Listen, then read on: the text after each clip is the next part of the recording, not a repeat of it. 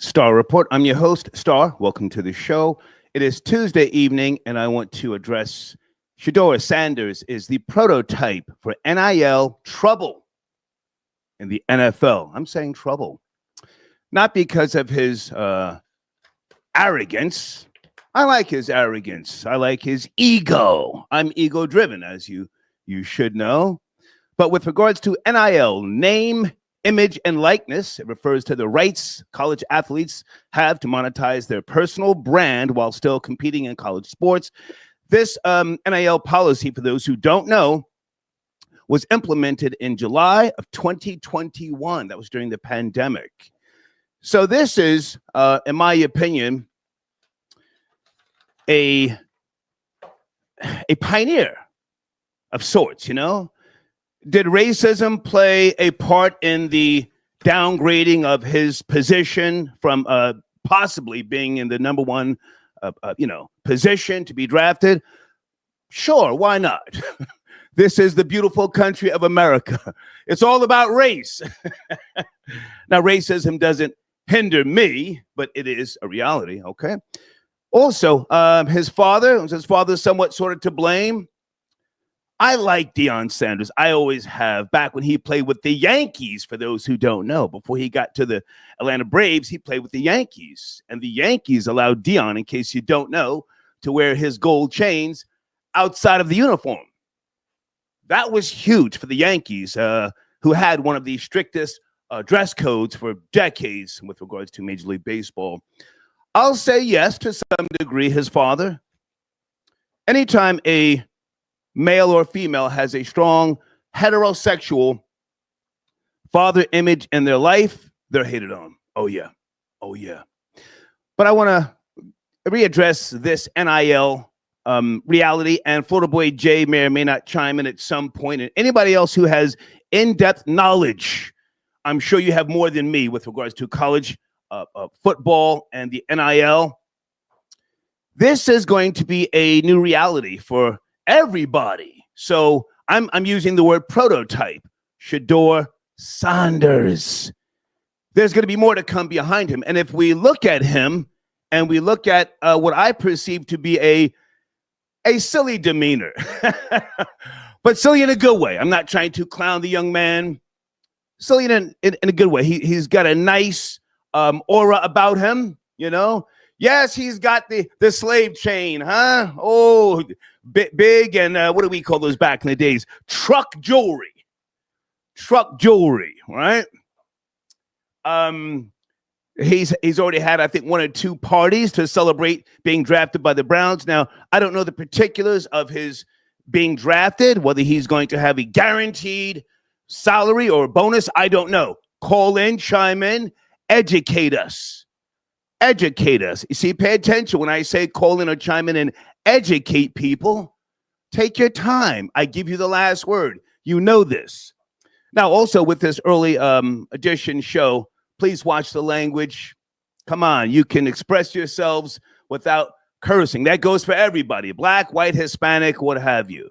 I would like to monetize this show. We did speak about Shedeur Sanders a couple of days ago, but we had some copyright issues, and it was a mess. We had two of my good friends arguing for a half an hour. Salute to them both, but this particular show, one person on the screen at a time or one person calling in at a time, okay? All right, that's my main topic to address here this early evening. Shedeur Sanders, showrunner. Blank women are paid government agents. What say you? I'm not saying that. I've got a video by a female who I'm going to play. I did reach out to her to get permission to use her content. She has not responded yet, so more than likely after the show, I have to edit this out. But she's saying that a certain type of females, plural, are paid government agents. I'm not saying that. But let me look in the live chat early. Troll babies, how you doing? What say you with regards to the showrunner? Blank women are paid government agents. Okay. Other things we may or may not touch on. Oh, salute to my nigga Curtis Jackson taking shots at Beyonce. Dana, are you out there? Dana may or may not be busy. Supposedly, the first concert of Beyonce, she couldn't sell it out. And what's going on with her new liquor? Where is Kuala with the tea? Kuala, are you up to speed on Beyonce's new liquor? I heard it's horrible. A few people said it tastes like transmission fluid. We'll get to it. All right? Okay, Nat from Michigan, I got your donation, sir. Do you want to tap in early? If not, thank you for your support. I see a few people in the queue. Sit tight. Okay. All right, so we're going to talk about this young man. And I want to play a video first. Let me just say this. There had been, since Shedeur was drafted, hold on a second. Wait a minute. What's going on, Deeds? Wait a minute. Deeds says something. Fix what? Okay, thank you, Deeds. I'll get to that. Thank you so much. I got to fix something on the showrunner. Okay. Let me put my other sponsor on the screen for right now until I can fix the showrunner. Okay. What was I saying? I want to play a video. Boomer Esiason, former NFL great. I mean, he's ringless, to my knowledge. He didn't win anything with the Cincinnati Bengals, and he asked to be released. I think it was 87, I forget. He then found his way to the New York Jets, okay? And he didn't get a ring there either. But he had some words with regards to Shedeur, and he said that the NFL owners ordered teams to take Shedeur off of their draft boards. So, is that racism? Well, that's a system. If that's what he's saying, the NFL owners ordered teams, you know? Or maybe it's more so, again, because of this whole NIL reality that we now have to live with. And I think that's a good thing, right? Athletes can monetize their image, their likeness. Many of us who are content creators, the reason why we're not flocking to other mediums, if you will, is because, you know, we're not giving up our likeness, our audio and other things, right? So that will be my early discussion here with regards to Boomer Esiason. As a matter of fact, let me play some of that video right now. And just pay attention. This is one of the greats. And I also have Chris Carter, who I've always respected back when he played with the Vikings. He went in on Shedeur. But let's start with Boomer Esiason. Hold on. Okay, I'm going to jump in right there. Let me ask you guys, is Boomer Esiason racist? Wow. Did he just say Cam Ward didn't deserve to be drafted in the number one position? Well, clearly he did. Anybody really know football? Come on. What were Boomer Esiason's college stats in comparison to Shedeur? And if you ask me, the older guy, Boomer Esiason, he sounded racist. Yeah, he's got all this crap around his neck. Damn, he sounded like Greg Allman from the Allman Brothers. Well, if you just put a C in front of rap, what do you got? Crap. Grand Finale, I see you, sir. Do you want to chime in? Or if not, thank you. He says Shedeur will more than likely be cut from the Browns as he is in competition with two other high-ranked QBs as a fifth-round undrafted pick. Okay, thank you. Well, I want to explore this world of NIL, and I'm saying trouble not in a malicious way. What are the options that young college players have? Is it just the NFL? How's that CFL looking, the Canadian Football League? Do they still have less downs than the NFL? Was it 3 downs to score? If memory serves me correctly, it used to be a faster-paced game. Thank you for your donation, Grand Family, okay? Hey, Maurizio, thank you for tapping in. Dana, I see you. Dana, you got to hold on a second. I want to get to this particular topic before we talk about Beyonce. Dana said, nigga, don't you dare talk reckless about Bey without me. Okay, and hey, Hillary, good to hear from you. Thank you so much, okay? All right, showrunner, blank women are paid government agents. I'm going to I'm going to play that video shortly. I'm not saying anybody in particular, okay? Mike, I got your donation. Are you tapping in my? Okay, Mike. Damn, Mike, you're going for FBA women. FBA women fill prisons. Seem like agents to me. Okay. Let me go to the phone lines here. Guys, again, please watch the language. It's kind of early for us to be, using anything other than, wholesome words. Area code 231. Good evening. Are you there? A Tuesday. Yes, I'm here, Star. How you doing? I'm good, man. How about yourself? All right, Star. The NIL is a way for players in college to make money while they're there. It don't have to do it has nothing to do with NFL. It has things to do with just making money while you're in college. The kid from Texas, if he would have stayed at Texas, that's what Boomer Science was alluding to. If he would have stayed at Texas, he would have made probably $5 million this year. And he don't even have to go to a league. And college is not even about going to a league. It's about getting paid, because college football makes billions. Right. It's about getting that money. Yeah. Michigan just paid for that quarterback they got to come there, Bryce Underwood. He's from Michigan. They paid him, I think, $10 million over 4 years just to come play football. So say, for instance, if he tear his shoulder, if he blow his shoulder out, blow his knee out, he's still getting money. That's what NIL is for. You have all these stories. I played college basketball, but you have all these stories of NFL players, college football players, college basketball players who was probably brought a lot of money to the sport, but didn't make it to the pros. Either they got injured or whatever happened. But all the NIL is for them just make some money while they're there. Just a scholarship is just. Can I jump in? Yeah. Yeah, you're absolutely right. And that's why I'm asking via the title, is he the prototype for NIL trouble? Yes, it's money.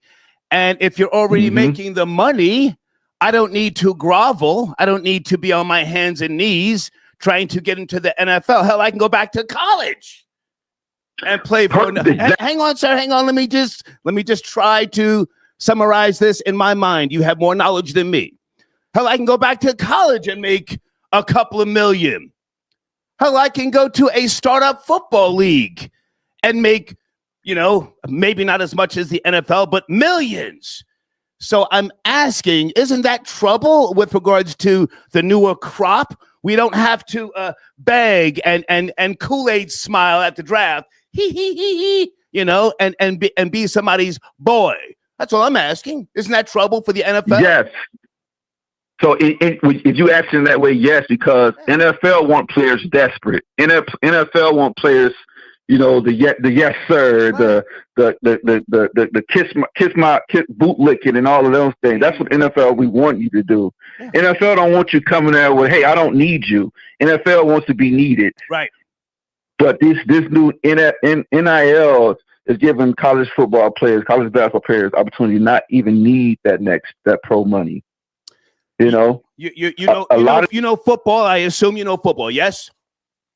Yeah. Yeah. Okay. Archie Manning, trash back in the days. Never with the New Orleans Saints even got close to a Super Bowl. Now his sons got it in. But where did he get off dictating where his sons would go? Archie Manning, right?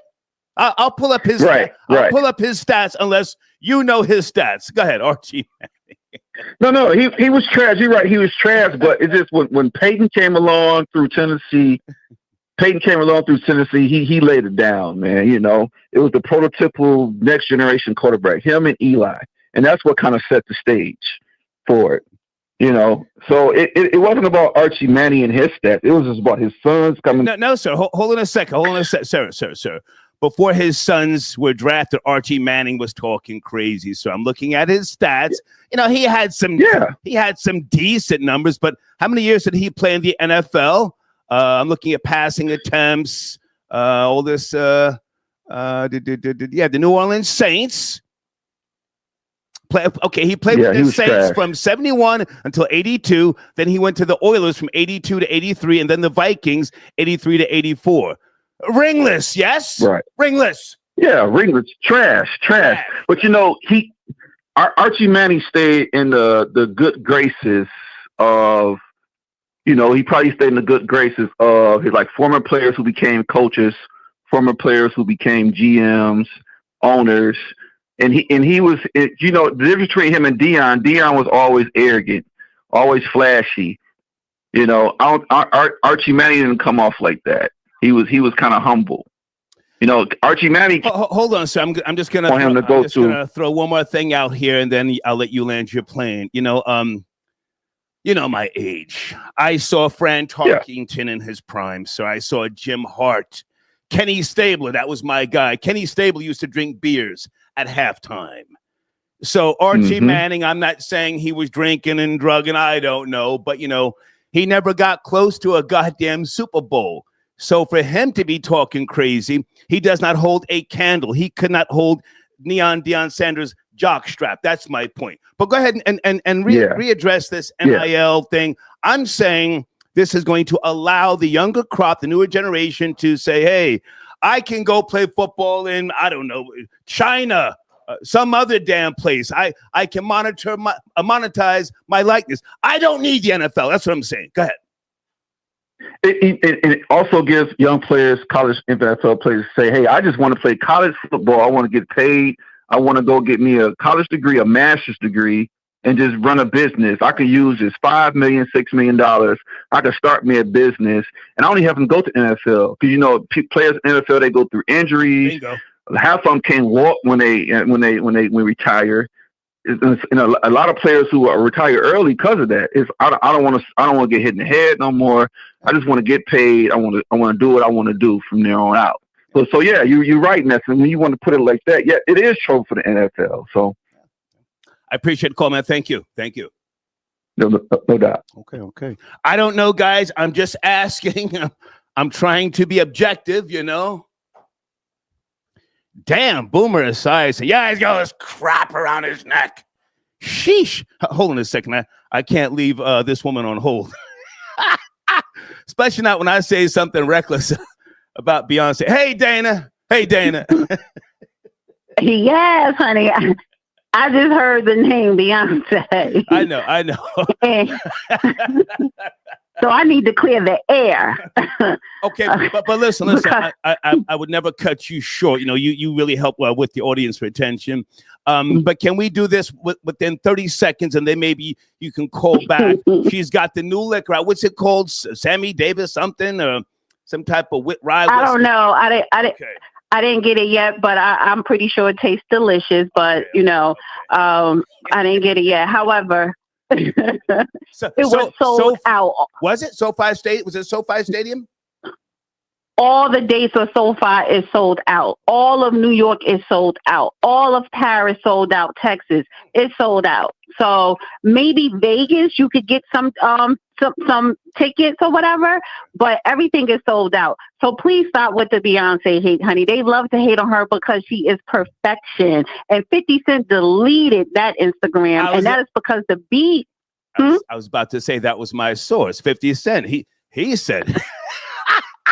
And the only reason why his little petty ass says that is because the Beehive compared her in the club remix to his, and they put it out there that he blocked her in the club remix to his song because it started to get more airplay than his song.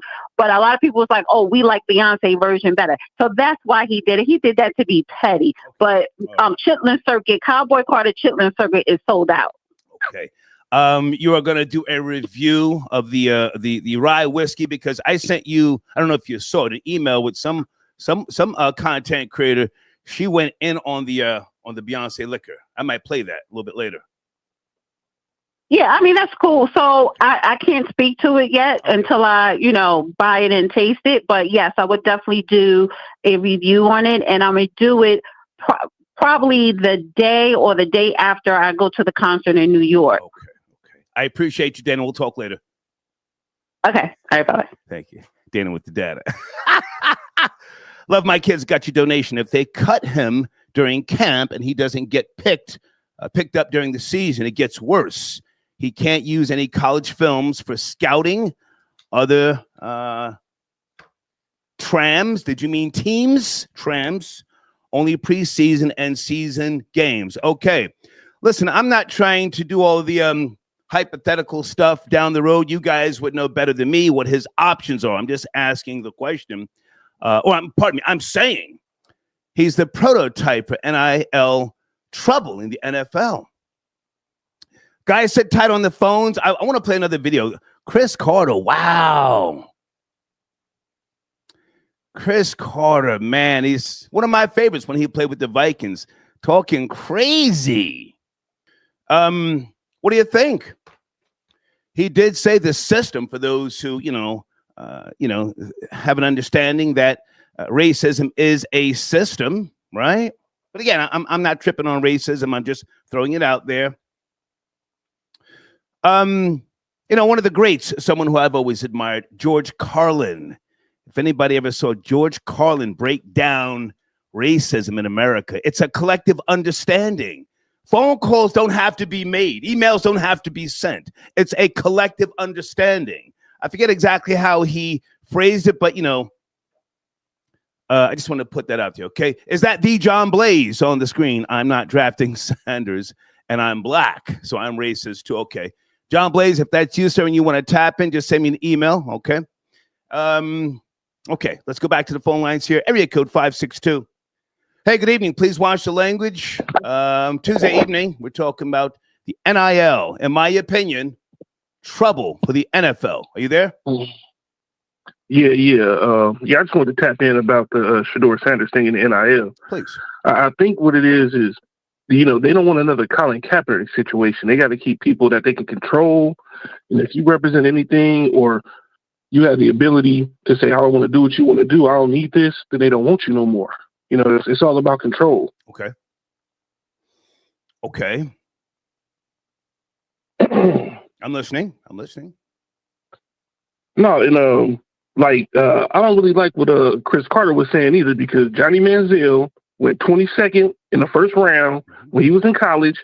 He was doing all kind of illegal stuff. He was signing autographs, getting paid, went to jail for fighting, all kind of shit. Nobody said nothing. Yeah. Drafted him. He was on the yayo, so they say. He admitted to it, Yeah. Oh man, the whole night. So I don't want to hear about these interviews and what people trying to make excuses about. Man, that's crap. You know what I'm saying? They sound like some kneecap suckers. Yeah. What's really happening is Deion Sanders pops. You know what I'm saying? The pops in the thing. He got juice, and he done been around the league. This ain't Archie Manning stepping to you. This is literally the top 5 nigga in the NFL ever, telling you what's going on, and his son is coming around, and they don't like that. So yeah, man, it's a lot, bro. Like, well, stay with me. I'm sure you know college football and professional football better than I. I haven't paid attention since it became such a slave trade. Even if Shedeur's numbers are not there, but from what I've researched, he's got some awesome stats for a college football player. He has Deion Sanders DNA, right? Deion, and I don't say this to be malicious or mean-spirited. Deion was a coon. Oh, he was cooning, but he came from the hood. This we know. He exceeded all expectations, and that's why. Must be the money. That's why during that time, so we let him coon. We said, okay, well, shit, this nigga's he's giving everybody trouble, But why not just give Shedeur the benefit of the doubt, unless it has something to do with he's already got the bag. Land your plane. I'm not rushing you. That's just my assessment of things. No, I think that's a fair assessment too. Part of it is, Deion stands on religion. The NFL don't really want to be religious and take certain stances on things. That's another problem. You know what I mean? Like he believes in whatever. I'm not really with it, but that's what he believes in, and he's willing to stand on it, and that's a problem for the league. You know what I mean? So that's another one. I'm not saying he was a number 1 pick by any means. You know what I'm saying? Yeah, he was a check down king in college, but a 5th round pick, no, not at all. You know football, sir? You know football? Yes, sir. Yes, sir. Okay. What did Cam Ward say to Shedeur? There was a video where Cam Ward said, all you be doing is bubble checks or bubble screens, and check there.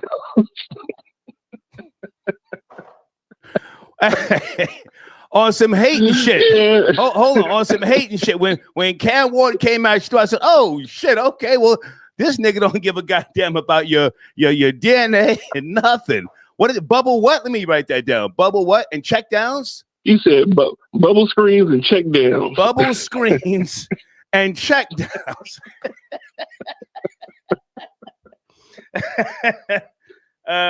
Yeah, he got on them real quick though, and it's true. You know, part of that was because of how the team was set up, but you know that is true. Okay. So, Listen, you know, don't agree with me. Don't agree with me just to agree with me. I'm saying this goddamn NIL reality. It's new, man. This was implemented in 2021 in July. Has anybody else faced this in the NFL? You know, does the NFL want to own your likeness, your image, and other things by way of those contracts? Yeah, it's going to start to get murky. You know what I'm saying? Because some of these dudes, you figure before the NIL, you get drafted out of college in the 5th round, you probably sign a contract maybe worth 3 years, maybe 1.5. Yeah.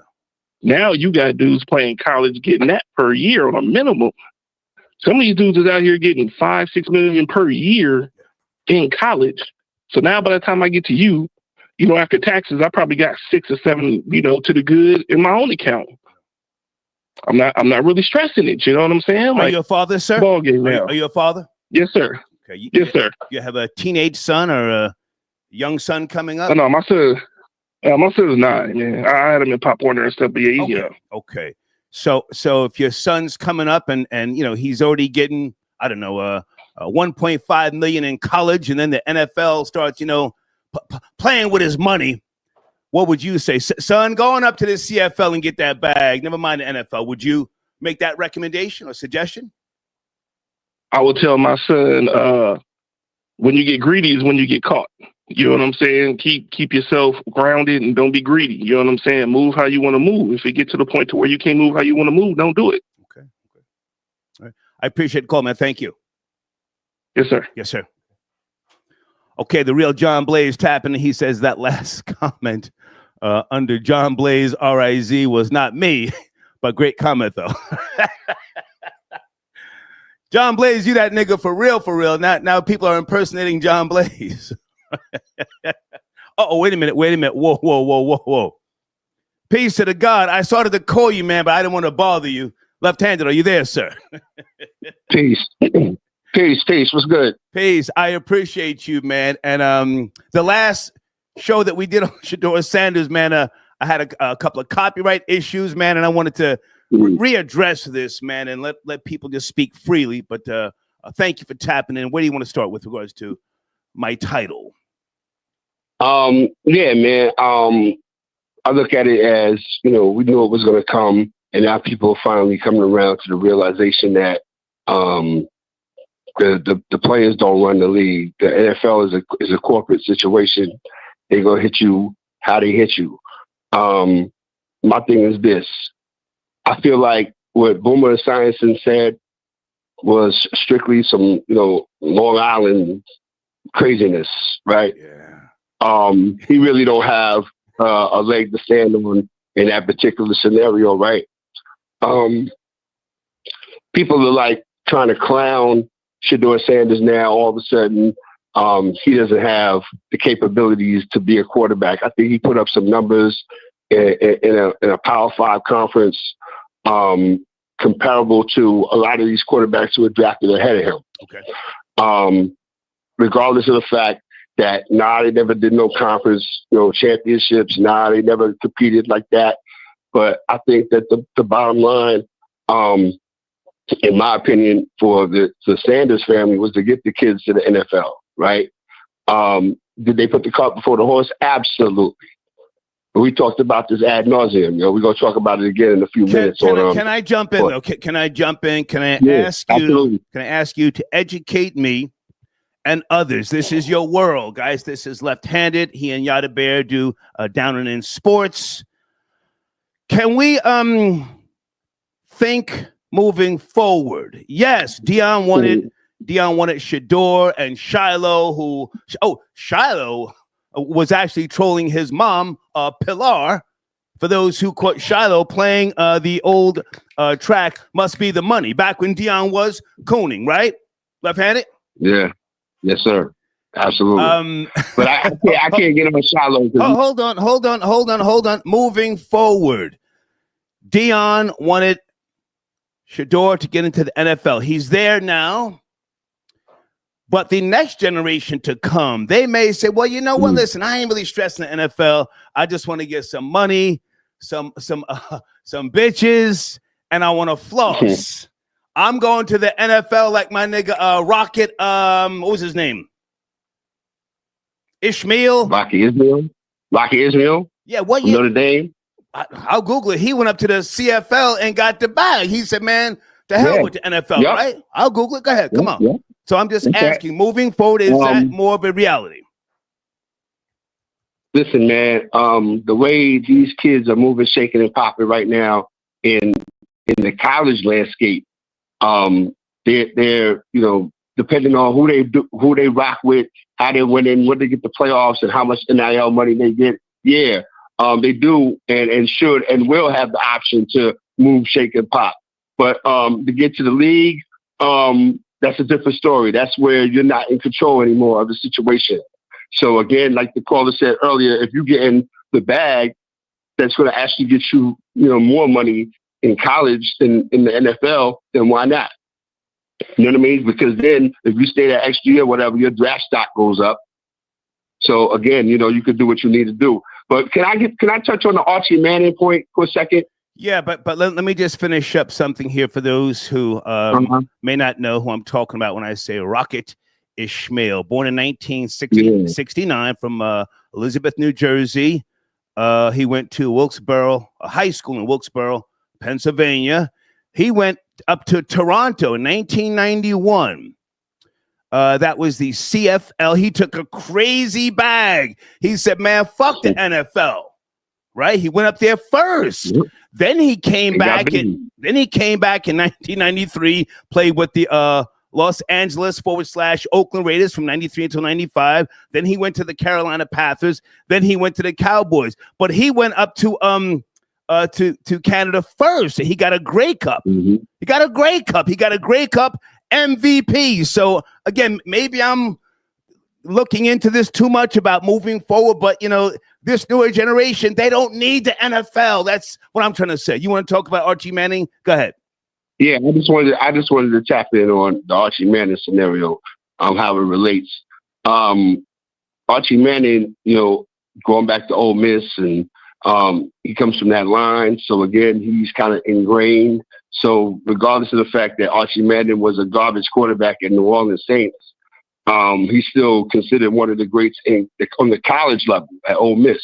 So that carried over. So now he had his son, like my man said earlier, Peyton, doing this thing. Then Eli comes down the line. So now we fast forward to 2025, where his grandson, Arch Manning, we're talking about NIL deals, and he's at the University of Texas.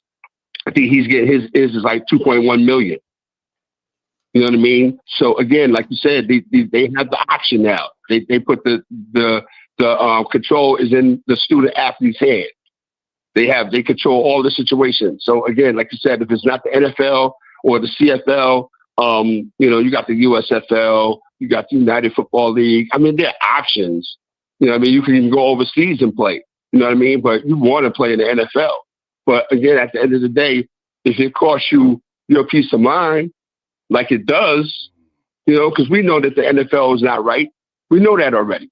You know what I mean? So again, this is just another, I think, another leg for some people to stand on to feel like the NFL did the racist thing. I don't see it. Personally, I don't see it. Because hang on a second. I'm not screaming racism. I mean, it does exist, but that's not where I'm coming from. I'm asking the question, is that pardon me, I'm making a statement. This guy, if you ask me, is a prototype. He's already got the bag. Hold on a second. Let me throw one more name out here for those who may not know. It's not, it's not always, or it has not always been about the NFL.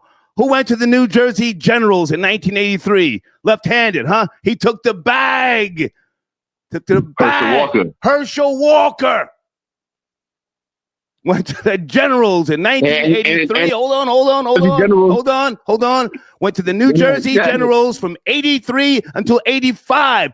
Then he went to the Cowboys. Then the Vikings, the Eagles, the Giants, and then back to the Cowboys. Go ahead, man. I just, I'm hyped. Go ahead. Yeah, and I was going to say that the New Jersey Generals, didn't Donald Trump own them? Yeah. Yeah, so, and Herschel Walker went to the USFL. I think he played on the Generals. I think he played with, like, Doug Flutie. You know what I mean? So, again, it's this and that. But I just wanted to tap in, man, because we get ready to go on in, like, 10 minutes down here in sports. I appreciate you. And I just wanted to tap in on that, man. But, again, I'm going to say this before I get out of here and land my plane. It's all in Shedeur's hands right now. It's not like he can't be the starting quarterback of the Cleveland Browns. It's not like he can't. Those other four dudes, Deshaun Watson, Joe Flacco, Kenny Pickett, and Dylan Gabriel, come on, man. If he can't beat them out, then he don't deserve it. Okay. And I'm going to land my plane on that. And I'm out, Star. I'm getting ready to go on. Down in sports, man. Yes, sir. Peace. Peace, the Most High. Thank you for tapping in, sir. I'm asking people what they think, but I'm saying Shedeur Sanders is the prototype for NIL trouble in the NFL. The Most High. Peace. First of all, I definitely agree. I'm definitely going to reiterate what I was saying a couple of days ago when you posed the same topic. Your phone's a little muffled. Your phone's a little muffled. You hear me? It's a little better. Hello. Yeah, a little better. There you go. A little better. Yes, sir. Hello. There you go. So I'm going to reiterate what I said a couple of days ago. I think it was Sunday's show. I'm going to say, yes, he would be deemed trouble. He would be deemed counterculture in terms of what the NFL would like to have from their rookies and potential prospects coming in.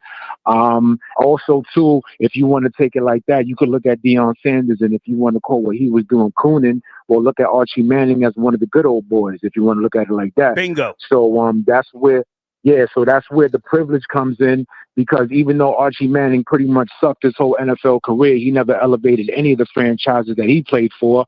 Deion was nothing but a beacon of light and attention in a positive way on the NFL. He never was getting arrested or nothing. So whatever he was doing on the field and whatever he was doing off the field actually brought a positive light to the NFL and to himself as a player, and to help build his legacy. So, also too, Shedeur had a great college career. His two years in Colorado were better than the 3 years that Boomer Esiason had in Maryland. So you can look up those stats. Boomer had 4,000 and change passing yards. Shedeur had over 7,000. Over 6,000. I had over 70% completion rating. So it's not like he wasn't.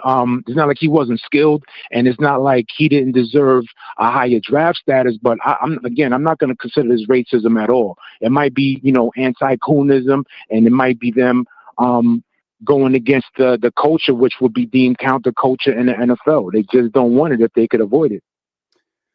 Okay, let's take racism off the table. Might there be some type of hatred towards a young black ego? A young black ego. Why would Boomer say, "Yeah, go that crap around his neck"? There's nothing new to Boomer. He was doing a lot of extra. I'm agree with left-handed piece to the guard. I'm agree with him. He was coming very, Suffolk County. Very pale face. Like, come on, man. You were in the NFL. You saw all the diva wide receivers. You know what the culture is now. And then it's not that this came out of nowhere. That was like an unnecessary cheap shot or whatever the case is. You could have stated your case. You could have made a case for your argument a little bit better than that. Than kind of edging on that line right there between racism and prejudice and bigotry or whatever. Well, where is he from? Because you see, I remember he's from Long Island. Okay, perfect. When he played with the Bengals, he asked for a trade. Was it 1987? Because the fans were getting at him. Black people, correct me if I'm wrong, black people liked him. He was a southpaw before Michael Vick. Yep. He was a south. He was like Kenny Stabler, the snake. Black people were feeling him when he came to the goddamn Jets. Now it strikes me as a little odd that he's taking such a position against Shedeur. But I just had to say that. Good. Just had to say that. Nah, but again, too, I said this when we were having discussions about Josh Allen and Jalen Hurts and whatever. At the end of the day, Star, the NFL is rife with symbolism, just like any other American institution. So also, too, the NFL pretty much is based upon war strategies. And if you want to take it there, and I could back this up with a lot of proof.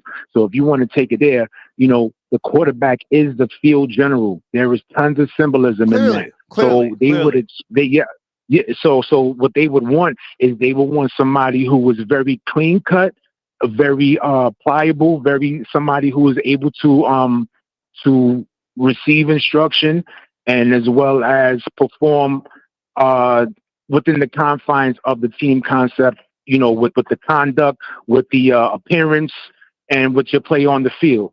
So, let's not act like it's something that we're not all accustomed to, even in our own workplaces, the NFL more so. Okay. Can I ask you to speak more about these NIL opportunities? Educate me and others, please, because, again, this is a relatively new thing. This was first implemented in 2021, July, to be precise, this new NIL policy. What are some of the other things that these the newer generation that they can do aside from their image, their likeness, endorsement deals, sponsorships?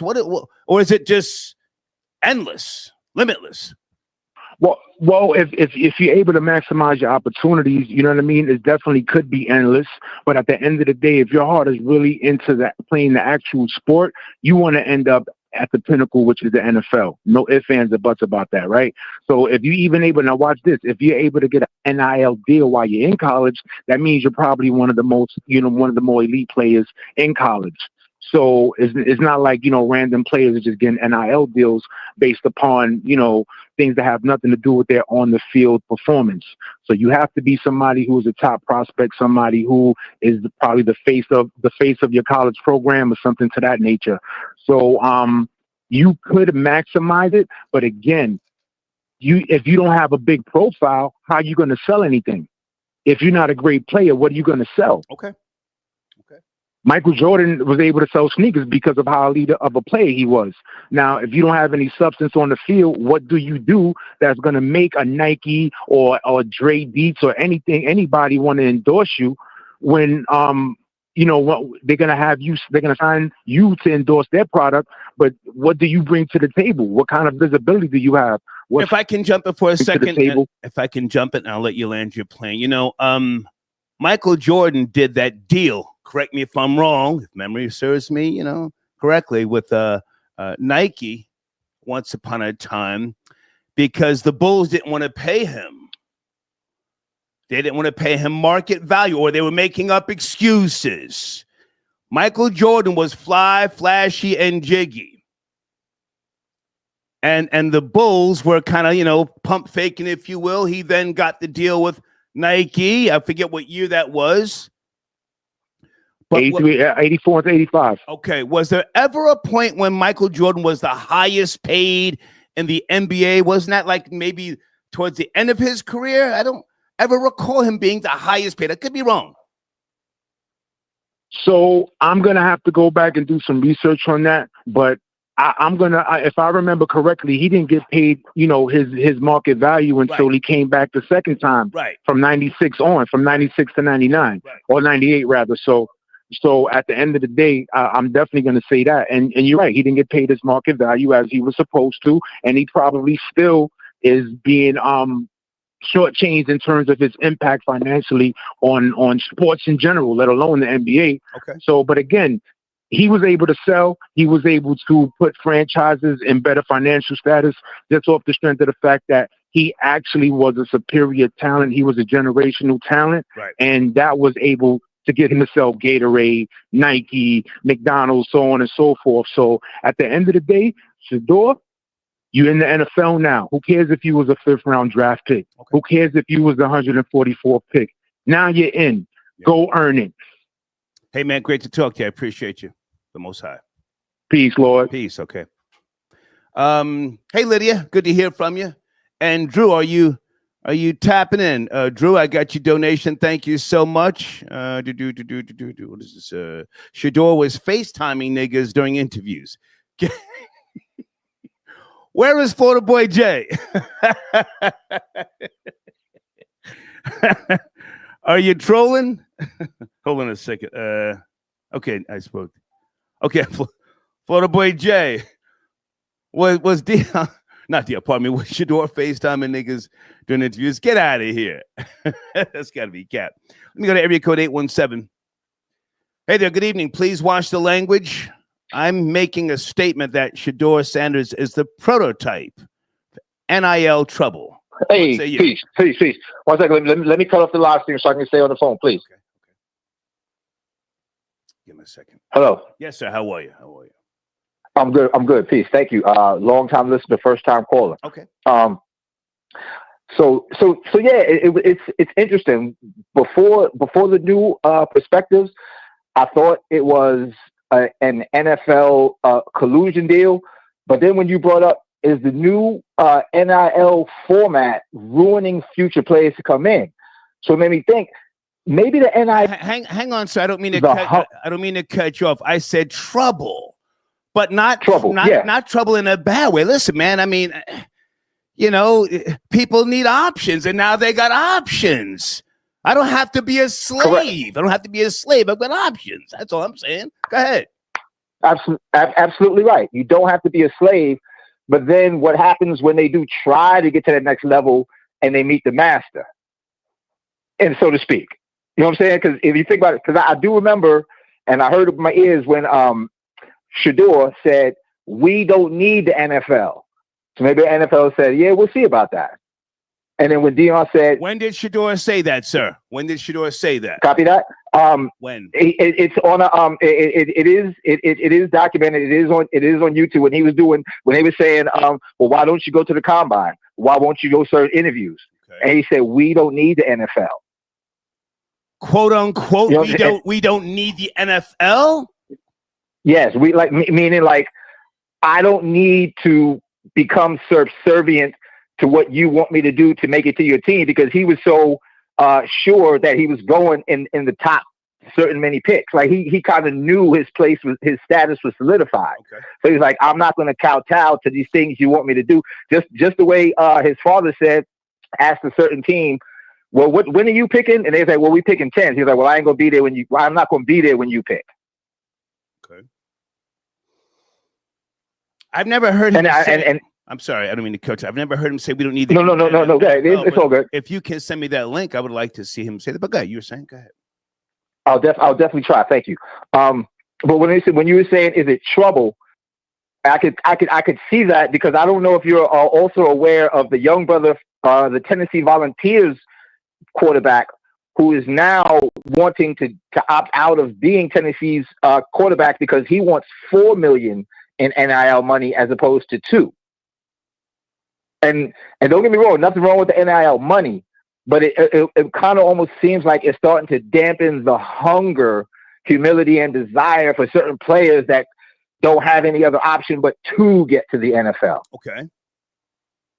And I could see, and this is a tweak and a tooling type of thing. They're trying it, so that's good for the players. So now maybe as reiterations come along, they might have to say, look, we're going to have to pay all you guys the same amount, because why is the quarterback more important than the nameless offensive lineman protecting him that may not be getting the same NIL money but have the same NFL dreams? Oh, side note, one of the Toronto teams in the CFL have offered first right dibs on Shedeur if he does not make the if he does not make the. Can you send me a link, sir? Can you say you're a first time caller? I've never heard of first time caller. Yes, sir. Can you send me a link? My email address is on the screen. Hang on a sec. Control babies, is he lying? Who is this guy in the line? My name is Alonzo Holmes. Can you send me a link, sir? I'll put you on hold. I'll come right back. Can you do that? The best I can do is I'll try. I haven't seen your email on the screen, but I'll try. So it's right what there. What are we looking for? Sir, it's right there in front of you, the hater. Well, I'm not rushing you. This is a research show. Can you send me the link right now to what you're saying? A Canadian football team has promised Shedeur. What? Say that again. First dibs. If Cleveland does not make if he doesn't make the Cleveland roster, they're willing to offer him a contract. Send me the link. I'll put you on hold. Stay there. Don't go anywhere. Okay. They're in the live chat saying that nigga's capping.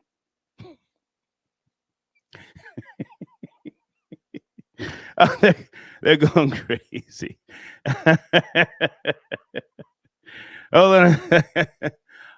We have someone sent in a donation. Who is this here? Fila speaks too. I don't have my contacts, and what is this person saying? So you just gonna stand on being wrong? Shedeur would be Shedeur regardless of NIL. What the F star? Shedeur had endorsements before college. Blame a Jew. Okay. Well, so this is a research show. You know, what are you saying? Call in. I'm looking for people who know this world. Don't just, act as if we're just saying one thing and that's the final word. I'm asking you guys the question. I'm sure you're younger than me. I'm saying this could be trouble for the NFL. And sir, please use capital letters when you start a goddamn sentence and when you use people's names. Okay, thank you. Hey, Vera, I got your donation. Thank you for tapping in. Dan, I got your donation. Oh, Dan says, bring back segregation. So did you find the link? Yes, I have a link. I have a link for you right now. Just put it to share, and I can send it through to an email. Oh, the email is on the screen. So stay with me. I'm not going to rush you off the line. Stay right there. Let me bring in area code 720. Hey there. Good evening. Please watch the language. 720. Are you ready? Star, I'm ready, man. Thank you for having me on. I got some information here. So. Okay. The question that you asked was basically, is he the prototype for NIL deals? So I'm saying that as a statement, sir. He's the prototype for trouble. I'm not saying in a bad sense. Go ahead. Right. Yeah. So I looked it up. So he basically, off of his NIL valuation during his time at Colorado, they said he made like $6.5 million during that time. But now, with the NFL rookie contract, and what I'm seeing is it looks like rookie contracts go for 4 years.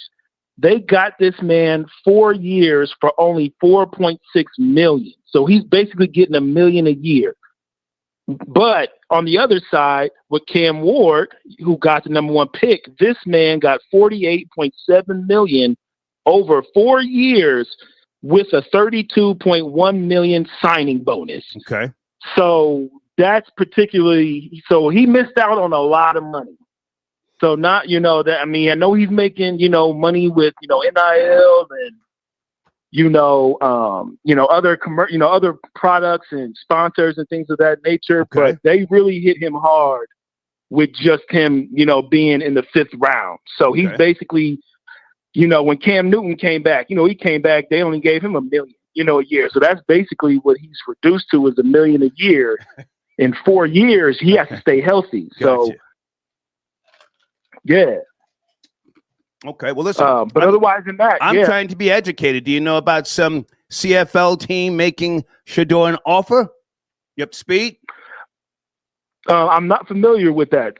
So they did reach out to him with an offer. I don't know. Sit tight. Stay with me. Okay. Stay with me. Unless you're done. Did you land your plane? I don't want to bring too many people in line at one time. Can you land your plane? Yeah, bring them in. Yeah, I want you to land your plane. Out there. I want you to land. I don't want to do a party line. Land your plane. Go ahead. Yeah. So basically what I'm saying is he made more money off of NIL. So yes, I would say NIL is going to be a problem for the NFL. Okay. I appreciate the call, man. Thank you. Thank you. Okay. All right. Hold on, guys. Yeah, we're not screaming racism. Racism is a reality. You're back in the line, sir. Is that 817? Yes, it is. I just sent you a link from thesun.com. Okay, can you There read were several links. I sent you the one about the Can Shedeur you read it, sir? and the Toronto team. Take your time, Say sir. again? Can you read it? Take your time. Take your time. Okay. Hold on. Let me pull it back up. Okay. I just sent it. That's why. Take it easy, sir. Take it easy. I'm an older man. You know, I move a little slower. Yeah, tell me about it. Give me a second. Yes, Throw Babies. We're going to get to Bishop T.D. Jakes stepping down. We're going to get to that shortly at some point. Are you ready? Okay, coming up. Are you ready? On Monday, the Toronto Argonauts added Shedeur Sanders to their negotiation list. Per TSN, that means Toronto's squad has first rights to negotiate a contract with Sanders if he shows interest in playing for the CFL. And that's www.thesun.com. Love it. Love it. Are you a father, sir? You a father? I am of a 16-year-old son. Okay. What would you do, in today's day and time with all this NIL stuff going on and the NFL, collectively talking down on your son, whether it's racism or not, and now he's got an option to go to the CFL. What would you do, sir? Okay, well, from my broke position, I would tell my son, stay down, stay humble, and go get the real money. Now, if I'm established, my generation money is long, I would tell him, okay, we know where this draft process took us. Do you want to play for Cleveland? Because Cleveland is one of the teams, Deion said he didn't. Cleveland and the Raiders are career killers.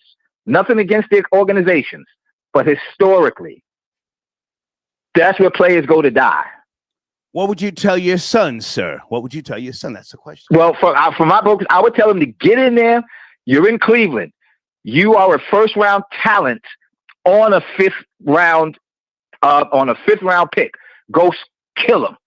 Go crazy in the NFL. Okay. Prove them all wrong. Okay. I appreciate the call, sir. Thank you. Thank you. Okay. I don't know. I might tell my son to go to Canada. I've watched CFL games. I mean, it's a different look, but sheesh. Oh, there he is, Florida boy Jay. Good evening. Good evening. Yeah, man. Real niggas in the building tapping in. You are the president. You are the president of the Real Nigga Network. You went to see Sinners again. Was it yesterday? I forget. We spoke yesterday. Yeah. Yesterday with the Cambodian. I took a Filipino last week, and this is another reason why I'm the most qualified nigga in the Real Nigga Association representing FBA. Because who else but me? Star can give a sermon on Black pride and excellence and turn around and take some dark-skinned Asians so that we can get a full scope. Okay. Where are we going with this Shedeur Sanders conversation? Hey, man, I'm saying Shedeur is the prototype for NIL trouble in the NFL. And when I say trouble, I'm saying that the newer generation, they have options, and that's going to be trouble from the big corporations or the good old boy network. Everybody's not going to want to be, doing a hucklebuck and trying to crawl up on the plantation. That's what I'm saying. Trouble. Yeah, no, I disagree. It's only going to be trouble for the old guard, for the old boys club. That's what I'm saying. We want you. That's what I'm saying. Yeah. That's what I'm saying. Yeah, it's all over. Yeah, it's all over for that generation of people in the NFL who think that, we're going to get a bunch of niggas to come up here and act like the ninth caller and start screaming and hollering what we call their names. I need to see you crying. I need to see your mama faint. I want to see your daddy start crying and ripping his shirt off because you broke niggas. We finally came to you broke niggas' life, right? But you can't do that no more. You can't do that to the white kids, to the black kids, to the Asian kids, to the Hispanic kids who have earned, $8 to $12 to $30 million. Mama already got a house. Daddy got the road. I'm coming in here as a businessman to negotiate the terms of agreement to this contract. Now, can you draft me? Of course. But let's not act like the power dynamics haven't shifted in the last 2 to 3 years, and that is a permanent shift that the old guard is rebelling against and digging their heels in, but it's only going to make them look worse on the side of history, just like it always does. I look forward to the day when one of these little guys, younger, pardon me, comes out of college football and says, okay, so you don't want to pay me, top dollar. I tell you what, give me some equity. Give me some equity. I'll sign on the dotted line. Otherwise, I'm going to the CFL. Do they have a professional football league in China or the UK, some goddamn where? Got options now. Man, yeah. But it's not even about the options. It's just about the fact that these teams, just like the fact that Bill Belichick tried to, he's down in college football, but the fact that you see the Nick Sabans, the coach in college football, the Coach K's in college basketball, the men, I forgot the one up there in UConn who won for a few years. These Coach Calhoun, these are guys who are college sport institutions that once NIL was implemented, they bowed out. They put their hat on a coat hanger and said, hey, I'm out of here. And when you ask them why, they said all this NIL, all this money, the power dynamics have shifted, and I cannot reframe my coaching style to accommodate this new breed of athlete that's coming out of high school. 20, 30 years ago, Star, a lot of these players that we see today, we won't know until they get to the league unless you really watch college sports. The last 15, 20 years, you find out about who's the next kid coming up in middle school. Like, you find out these kids get celebrity fame and clout before they even take the SAT test. Yeah. So you're not dealing with guys who need to get a name for themselves from the league. You're dealing with businessmen, young businessmen who can broker their own 6- and 7-figure deals before they got to the NFL stage. And instead of these NFL owners and coaches, and like I said, what you're seeing is a lot of these scouts, assistant coaches, and player personnel or former college athletes that didn't make it to the league before NIL, and they're making regular people money, getting stunted on by players they were comparable to in their age when they played, but are making way more money. So the resentment that these... Stop right there. Take a break, Florida Boy Jay, and I need to know if there is a professional football league in China. Can someone Google, please, China? Salute to Stephon Marbury. Nigga went to China and got championships. I think he's engaged. To hell with America. That's the type of time I'm on right now. Justin, I got your comment. He says NFL trash. I agree, sir. 2025 and niggas are still getting treated like slaves. Jimmy the Greek was right. Hold on a second. And thank you for your donation. Silent Assassin says, Star, do you mean Shedeur is the soldier boy of the NFL? Okay, that works. Florida Boy Jay, sit tight a second. I want to make sure I'm okay, guys.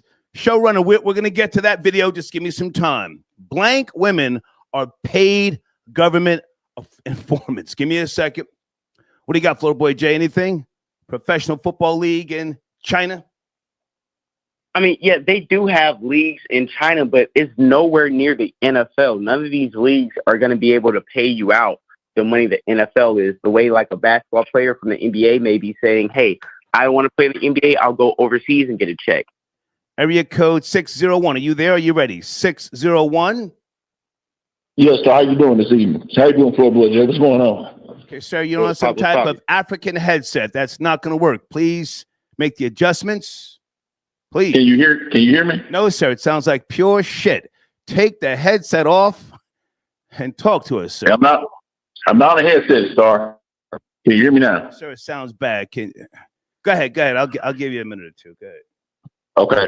Well, like I was saying, that he's the prototype of flashiness. Okay. He's not really a prototype of NIL because NIL has been going on for a long time. This has been up under the rug because no, sir. NIL started in July of 2021, sir. To be precise. No, hold on, Star. Hold on, Star. They called it NIL, but players been getting paid up under the table for a long time. Sir, I'm talking about legal. Hang on, please. Come on. Let's not try to move the goalpost. NIL, July 2021. You're talking about illegal backdoor stuff. No, sir. NIL. Come on, man. Okay, we'll go legal then, Star. He's the prototype, the flashy type, not the prototype though, because a lot of more players gonna make money in NIL. There's a quarterback out of Michigan right now named Bryce Underwood. He's making like $12 million going to Michigan right now as a freshman. Yeah.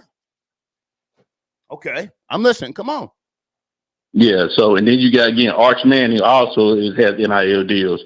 Actually, Caleb Williams, when he was at USC, he had NIL deals. The wide receiver, Jordan Addison, had NIL deals. So it's not going away. And this is why college football have general managers now to kind of manage all this stuff. Because at first the NFL had general managers, but since this NIL thing was getting too big, they had to bring in general managers for college football to kind of control it. I'm listening, sir. What I'm saying? I'm hearing you loud and clear, but maybe I'm just, I'm looking to the future. What I knew as far as the NFL, it was beautiful, but come on, man, it's a slave trade, I mean, and I'm not taking Colin Kaepernick's side. He was a goofy, but come on, man. I mean, can you look beyond the NFL? Can you see anything else? Any other opportunities for young players coming up? Are you a father? I am, but you got like the Canadian Football League, which is like the second biggest football league in the country. In the world. Then you also have like the XFL, the other football league that comes on during the summertime. So there's opportunities for kids to play football. Maybe not make NFL money, but to make a living for themselves. Okay, sir, hold on a second. The XFL has ceased operations. Well, no, it's thank you, sir. Goodbye. I'm reading it. What are you talking about? No. The fuck? Photo Boy J, you there? Where's FBJ? Yeah. I'm right here. The XFL. It's out of here, right? Yeah, it was a professional American football minor league. It ceased to exist in 2023. I'm looking right at it. He just said the XFL. Yeah. Come on, man. I'm trying to be educated. I don't know. Come on. Sheesh. Yeah. One thing I want to also bring up is I think, and I really do hate this more than anything else, and that is old coon ass niggas who was Philadelphia Coke boys, who was at Ohio State doing 8 balls, getting kicked off by Buddy Ryan. Got kicked out of Fox Sports, talking about how you're supposed to conduct yourself to get the NFL back. Chris Carter. I don't care how many catches you caught, you never won anything, and the best year you had was when Randy Moss came and helped the double coverage get up off you, number one. And number two. Is that confirmed that he was doing coke, sir? Don't slander people on my platform. Yes, he said it himself. Okay. He said it himself multiple times. I know niggas like him. Okay. You got fired from Fox Sports because you was doing too much. Okay. And niggas like him, Boomer Esiason, and all these goofy old niggas in the league, all of a sudden Shedeur never looked like a first-round talent. Oh, he's not the prototypical thrower. I didn't see the light. Where was this last year when he was a Heisman finalist? Where was this last year when he was throwing for almost 40 touchdowns and 4,000 yards and under 10 interceptions? I didn't hear none of these goofy-ass analysts, none of these bum-ass scouts say anything about his talent level and if his grade was a first-round grade or a top 10 grade. It was nothing but a consensus that he was a top 20 overall player, regardless of position in the draft. And now after the draft, everybody's rushing to a podcast, Mike, to tell you that, by the way, I really didn't think he was all that. Shut your ass up. If you wasn't here in January, February, last summer, telling us Shedeur Sanders was a top 10 pick or not a first-round pick, don't come on here on Monday morning armchair quarterback this situation because you sound stupid and goofy. Okay. And you're riding with. Hold on a second. Deeds says the XFL is merging with the USFL. Photo Boy J, yes, no? Yeah. Yeah, they merged. Yeah, they merged 2 years ago, and last year was the first year that they played in that league. XFL is out of here. Thank you, Deeds. Deeds with the fast research. Barrington, I got your donation. Thank you so much. He says, "Are we going balls deep in Bishop TD Jakes?" Absolutely, and we're not saying pause. Let me write this down.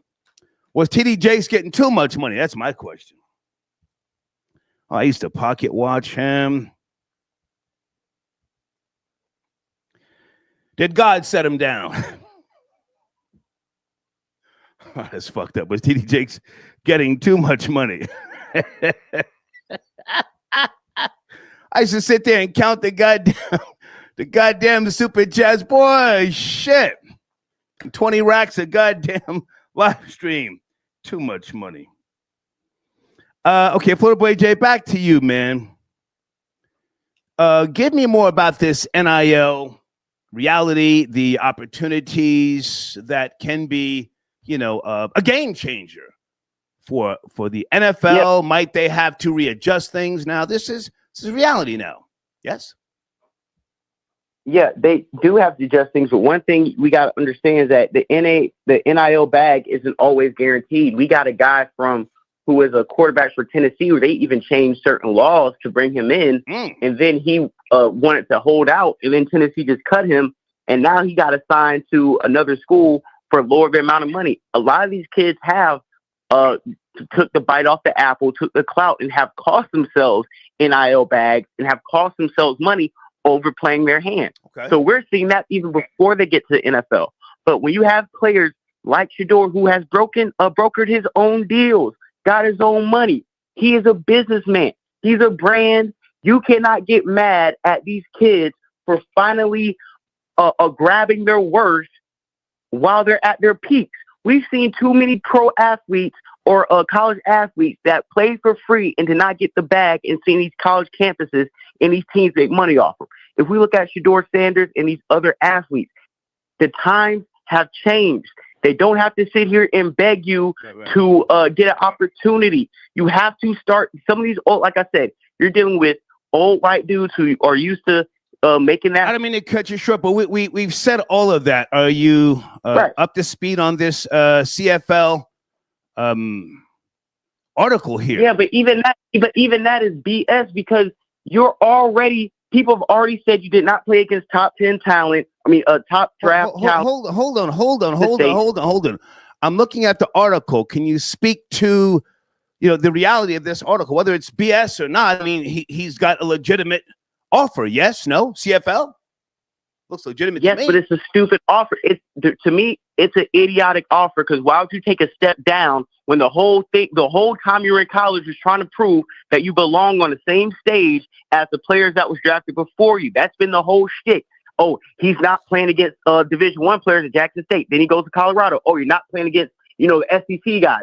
So if I'm finally get to the league where I can finally prove it, why am I going to go play in Canada just so they can continue to say I can't play? I can put up 60 touchdowns in Canada. Okay. They're going to still say I'm not talented enough to play on Sundays in the NFL. Okay. All right. Guys, thank you for sending me this article by way of sports.youtube.com. CFL's Toronto Argonauts add Shedeur Sanders to negotiation list after NFL draft slot. I love it. And we have been so programmed here in America to think that, with Major League Baseball, the World Series. Well, are they playing everybody else in the world? Or have they just been calling it the World Series for decades? The NFL, the greatest football players. Well, now they're bringing in other people, just like with the basketball, right? Florida Boy J, they had to, who were the teams that were beating the goddamn NBA greats in the Olympics? Are you talking about Argentina in 2004 when they won the gold medal? I don't know. Somebody been beating up on NBA players. They haven't been winning every goddamn Olympics. That's my question. So, we can't just look to the American sports leagues as opportunity. That's all I'm saying, man. Anything else you want to say or land your plane, Florida Boy J? Yeah, I think my main point is this, and this is what I wanted to get out. and this is what I want our listeners to understand. Don't let none of these old ass niggas who used to play football or who do football analysis on TV come on TV this week and have this revelation 2020 vision that Shedeur Sanders was never going in the top 10. So basically they're saying they don't know no more than us. Because last week, Shedeur Sanders is going top 10. He's elite. He has these traits. We expect him to go to the Giants. And then when everything falls to shit, now you got all these old niggas coming out. Well, call their names. You're talking about Boomer Esiason, Chris Carter. Who else? Chris Carter, Colin Cowherd, people on ESPN. Nobody said Shedeur Sanders was dropping out the first round before last week. And then after last week happened, everybody seen it coming. You don't know any more than me and Star do on this line with zero NFL connections. Y'all just clout chasing the Monday morning armchair quarterbacking, and we need to expose it and call it out in real time. I appreciate you, man. Salute, Florida Boy J. Thank you. Have a great show. Thank you. All right. Pinpoint Accuracy says a CFL deal is dope. He could get the bag and ball out. Yeah, man. Okay. Boris says FBJ confused football with soccer. China and Saudi Arabia also pay big bucks to the biggest soccer stars. American football is not that popular worldwide. Yeah, well, that's what I was asking, Boris. Do they even have a league? According to Deeds, they do have a Chinese league. Okay, it may not be that popular, but isn't it about the bag? Isn't it about the bag? Today's generation, it's just about the money. They don't care about history. They don't. Thank you, Boris. So you're calling in. Let me bring in area code 816. No, I'm sorry, pardon me. Let me slow down. 256. You've been on hold. Thank you for your patience. Good evening. 256. Yes, no, maybe. What's going on, sir? Yes, sir. How are you, man? It's cracking. I'm good. Only thing I wanted to say was, for the percentage of income that black people supposedly have in this company or this country, we can start our own football league, but we got to be smart about it. We got HBCUs, right? Come on, sir. You have the floor. You come on. All right, so we got HBCUs. If we wanted to start a professional league, all they would have to do is create professional teams. Can they not do that because they're colleges? I mean, I don't know how all that works, but if they did that, and then on top of that, I think we could share the money with. Canada. To a degree. Okay. If they hooked up in CFL and did all that with HBCUs down here, because let's be honest, if we actually started that, we're gonna stop watching NFL. And I'm gonna stop that there because I'll be going off the wall. I don't like his laugh. Kuala, where are you, sir? Are you tapping in Kuala? I don't see in the queue. 678. Hey there. Good evening. Are you ready? Yes. What's good? What's good, Star? Hey. Yeah, I'm ready. How are you? It's cracking. Doing all right. Hey, I just want to touch upon that. The black woman being basically the right hand of the white man. Well, sir, on the screen it says blank women are. I don't know. What are you saying? Yeah, I say black women. Unfortunately. You gotta understand, like, pay attention to this. You got a lot of white-owned businesses, of course, by default. You got a lot of Spanish-owned businesses. You got a lot of you got white-owned towns. You got predominantly Spanish towns nowadays. You got predominantly. You mean Hispanic, sir? Hispanic and Spanish speaking. Know the difference, please. Oh yeah, I know the difference. Yeah, I know the difference on Hispanics. I'll just be saying Spanish a lot. I'm used to saying that, but your program Asian, Asian people, Indian people, but it's not too much of black people. Like, they only resort to Atlanta or Harlem. It's not too much though. It's not too much of us, and one of the reasons why All right, well, we can go down to the mafias. You know, we got the white Italian mafias. You got the Japanese type of mafias. You got, but when it comes to us, it's just not real organized. You know, a lot of these other organizations by other race groups is through the family.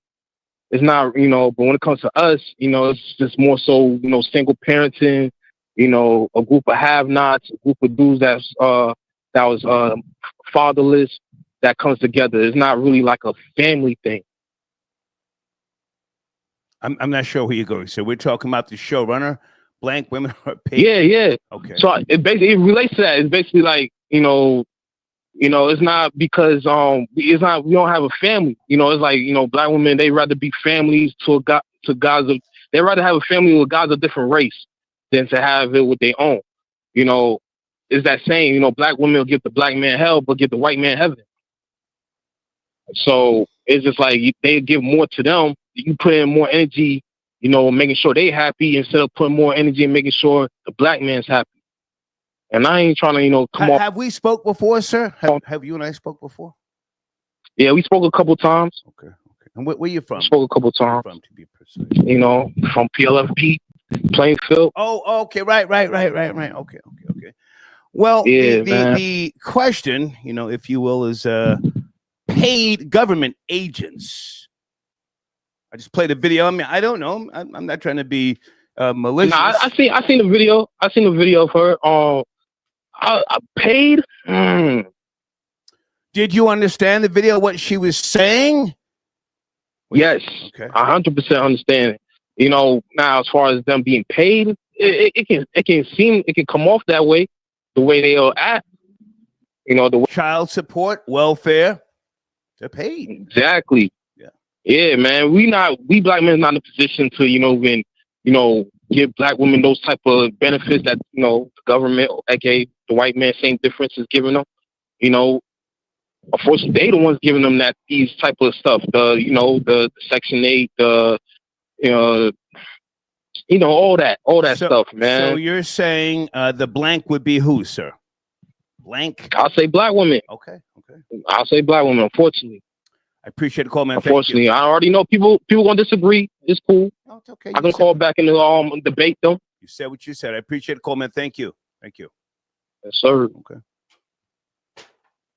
816. We spoke already. Yes. Did we speak? 816. No. Are you talking? No. Yeah. No. We have never spoken. Good evening. But hi. Thank you for opening the line for me. I had two comments. One was on your NIL. I will say this, I am an NFL agent. Okay. And I've worked with the NCAA for more than 20 years. Okay. NIL, I see in your comments, a lot of people don't know what that actually is. It was a rule that was passed, I think you talked about it in 2021, right, that allowed players of any sport to not just get paid for their name, image, and likeness, but also to be able to be represented by an agent. Okay.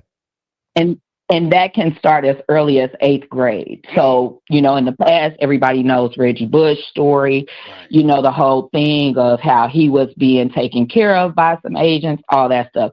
So that's where NIL came in. But the threat of the NIL is exactly what's happening with Shedeur and with many other college players, right, that are not actually looking to go to the NFL for the money. They're going for the fame, for the prestige, for their family names.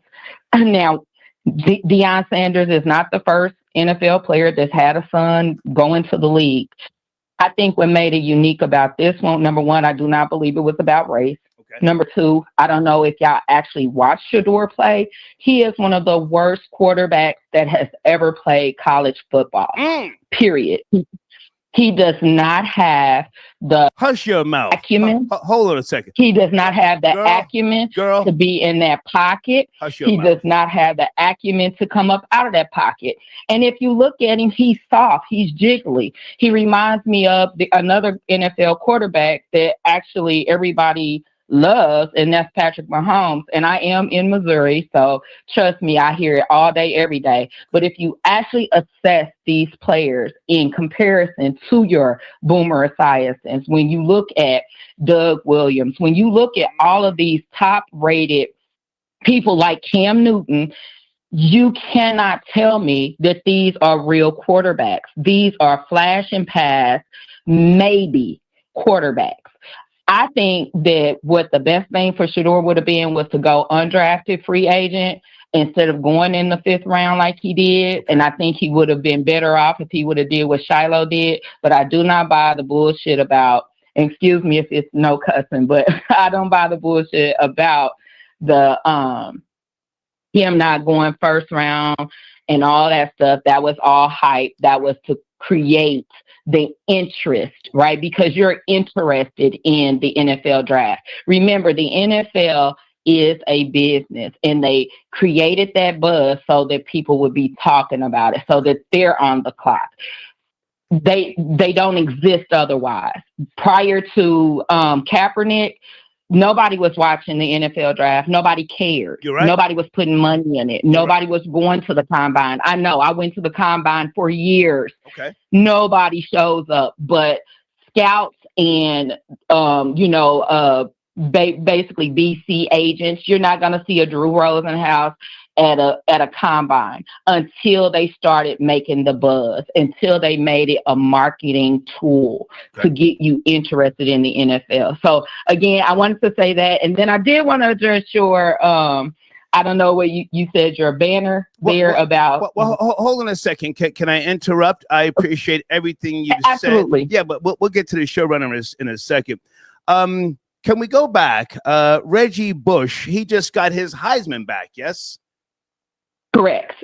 Okay. And for those who don't know all the details, I forget. Why did they take it away, Reggie Bush?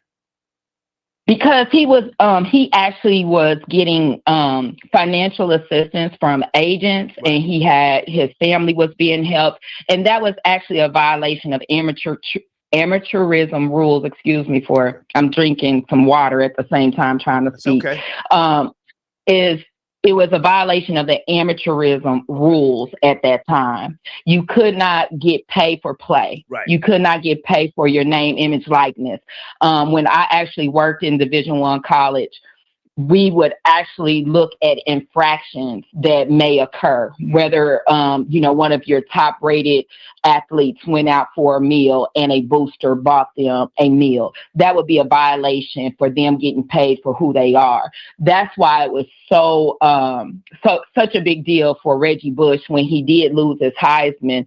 They were in poverty. He was doing what he had to do. He wasn't getting the Rolexes and the $1 million deals. Right. That's not what he got. I think at the most $20,000, and he lost his Heisman. But he also lost his eligibility to play, and that was more detrimental to him than anything, because he also lost his ability to have his number, all the pomp and circumstances, his number retired. He was a great athlete, no doubt about it. How was his NFL career looking back, Reggie Bush? What would you say, in your opinion?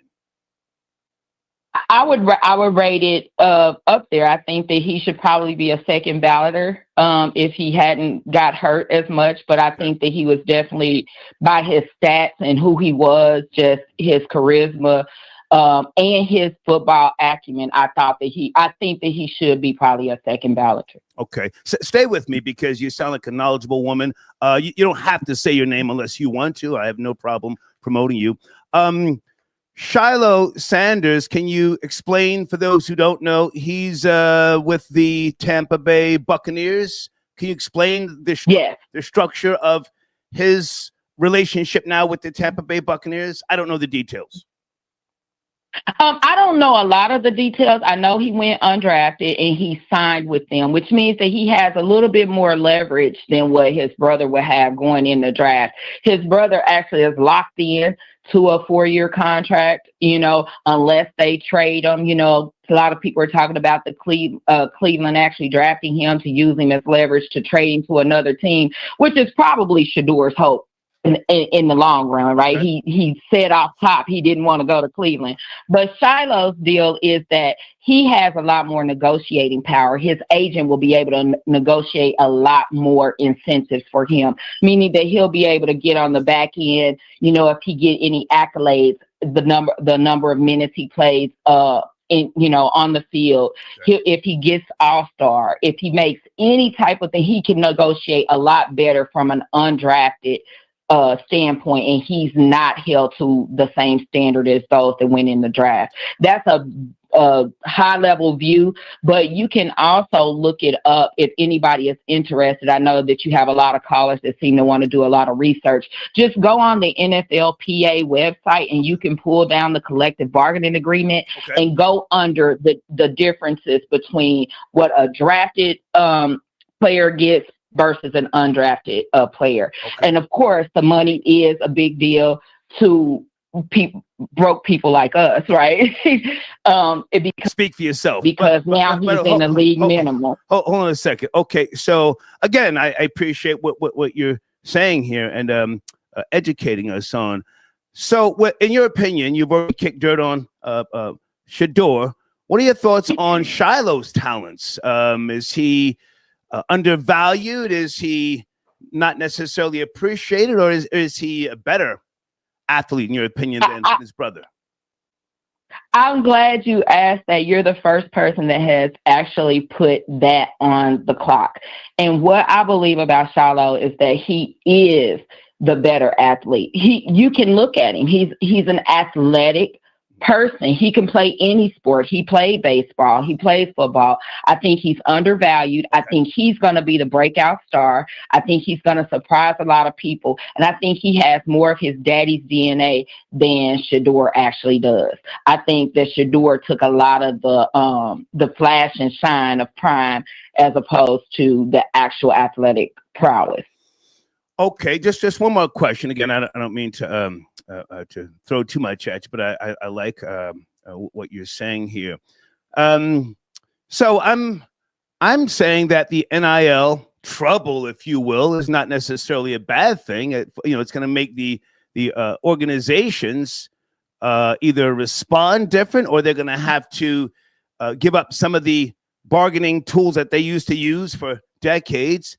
What are some of the other really options other than the CFL? Where could some of these players go if they can't make it into the NFL and they have these NIL deals? What else can they do realistically? I have a very unpopular opinion, but I say stay in school. Stop coming out early. Make people know who you are. Build your stock up while you're in college. Work with your local people to get NIL deals if that's what you're into, but really focus on learning the game, understanding the game, and studying your position, and be ready for when someone does call you up. I would say don't go to the CFL if you're just trying to go and say, I'm going to play pro. They play a lot different type of football in Canada than they do in America. A lot of people like to say the NFL is a better league than the CFL. It's a better marketed league. But I would tell you the CFL plays very hard football. They play old school. Probably stop right there, girl. Stop right there. Stop right there. That's what I've always, and I've watched some of the games. I said, damn, they playing old school football. And that's where Warren Moon came from. So it ain't no pussy league up there. Why didn't absolutely not. Why didn't Kaepernick go up there? I heard they offered him some money, but he was, the fuck. I think Kaepernick had more of a I think he had more of a moral issue with the NFL. And I think that that's why he didn't take he didn't have anything else to prove. We know the caliber of football that he was, but I really do think that his bent was more of a moral dilemma as opposed to money. But the CFL, and I love that you said Warren Moon, that's actually my favorite quarterback of all time. I'm old. Girl, I'm old. I saw him in his prime.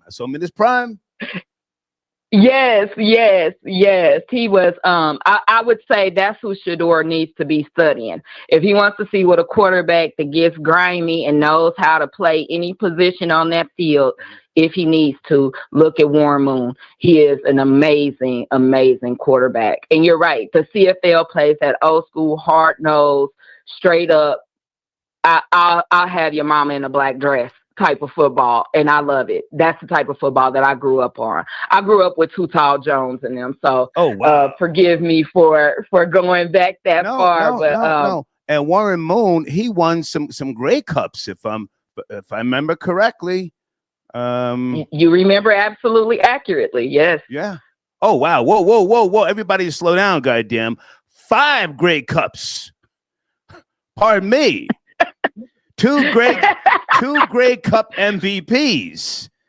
Man, so that's what you were talking about, is those MVPs. Yeah, great. Okay, so listen. I played a video. I'm not saying black women are paid government agents, but this woman here, she said it. Carmen Jace, you want to speak to that? So I didn't actually get to see the full video because I was holding, okay, but I did hear some of it. I wanted to add a caveat to that. Go ahead. I think that because I am an agent, and it's so funny, I would say that there's some truth to it being that women are a lot more manipulatable than the other sex. I'm not going to say other sexes because there's only two. The other sex can use the same tactics that they use in a relationship in government roles, in these high paid positions. And I will say, as a woman with 2 X chromosomes, that you tend to think more on the optimistic side. So you think what someone is asking you to do is kosher and above board. So what basically I'm saying is a lot more. It's a lot easier to brainwash you into doing the thing that, even if you don't think it's ethical, you may still do it because you think that it's the right thing to do, or that's the way that things are done. It's only after the fact that you end up realizing that you've been used. But I challenge this, is that our black men have left us unprotected in that category. I did a show. What happened? I already did a show. Can black men protect black women? I did that show. Oh yeah. So here's what I mean by that, though. It was a deliberate walk down. I think since 1968 that it was a deliberate walk down to pull black men out of the communities to replace them with black women, because we do have the strength, right? We got to be as strong as our men are because we have to hold up our men, right? But when they started incarcerating black men and they started taking them out of hard day labor type of jobs and putting them in the office and softening them up and giving them feminine traits, it made black women stand up and have to fill in those gaps. And then we're looking to the man and saying, hey, so when are you going to be done with that? When are you going to be done with that? And it seems that we can never get our black men to come back in and say, hey, I'm taking charge now. I'm the one in charge. Because let me tell you something. I'm tired. I've been tired for a long time. I have asked black men to come, and I was the director of a federal agency, and I asked black men to be my deputies so that I would lead for 2 years and they would take that position, because I'm also a lawyer. So wait a minute, girls, stop right there. Listen, you got to stay in touch, and I'll get you back on the show. You've got a history. No, I appreciate you. My email address is on the screen. I would love to have you call in and talk about sports or anything else. There it is on the screen. Please stay in touch, and thank you for everything you've said. Okay, you're welcome, and thank you guys for listening. Sorry to hog it up. No, bye. That's fine. She did a great job. And if she wants to promote something, you have my email address on the screen. We'll make a banner for you. What a great call, huh? What a great call. Damn, I forgot about Warren Moon. Went up to Canada. Warren Moon, born in 1956. He's still alive. Born in Los Angeles, California. 6'3", He went up to the Edmonton Eskimos in 1978 until 1983. Then he came down to the Houston Oilers in 1984. Went to the Minnesota Vikings in 1994, Seattle Seahawks in 1997, and the Kansas City Chiefs in 1999. 5 Grey Cup championships.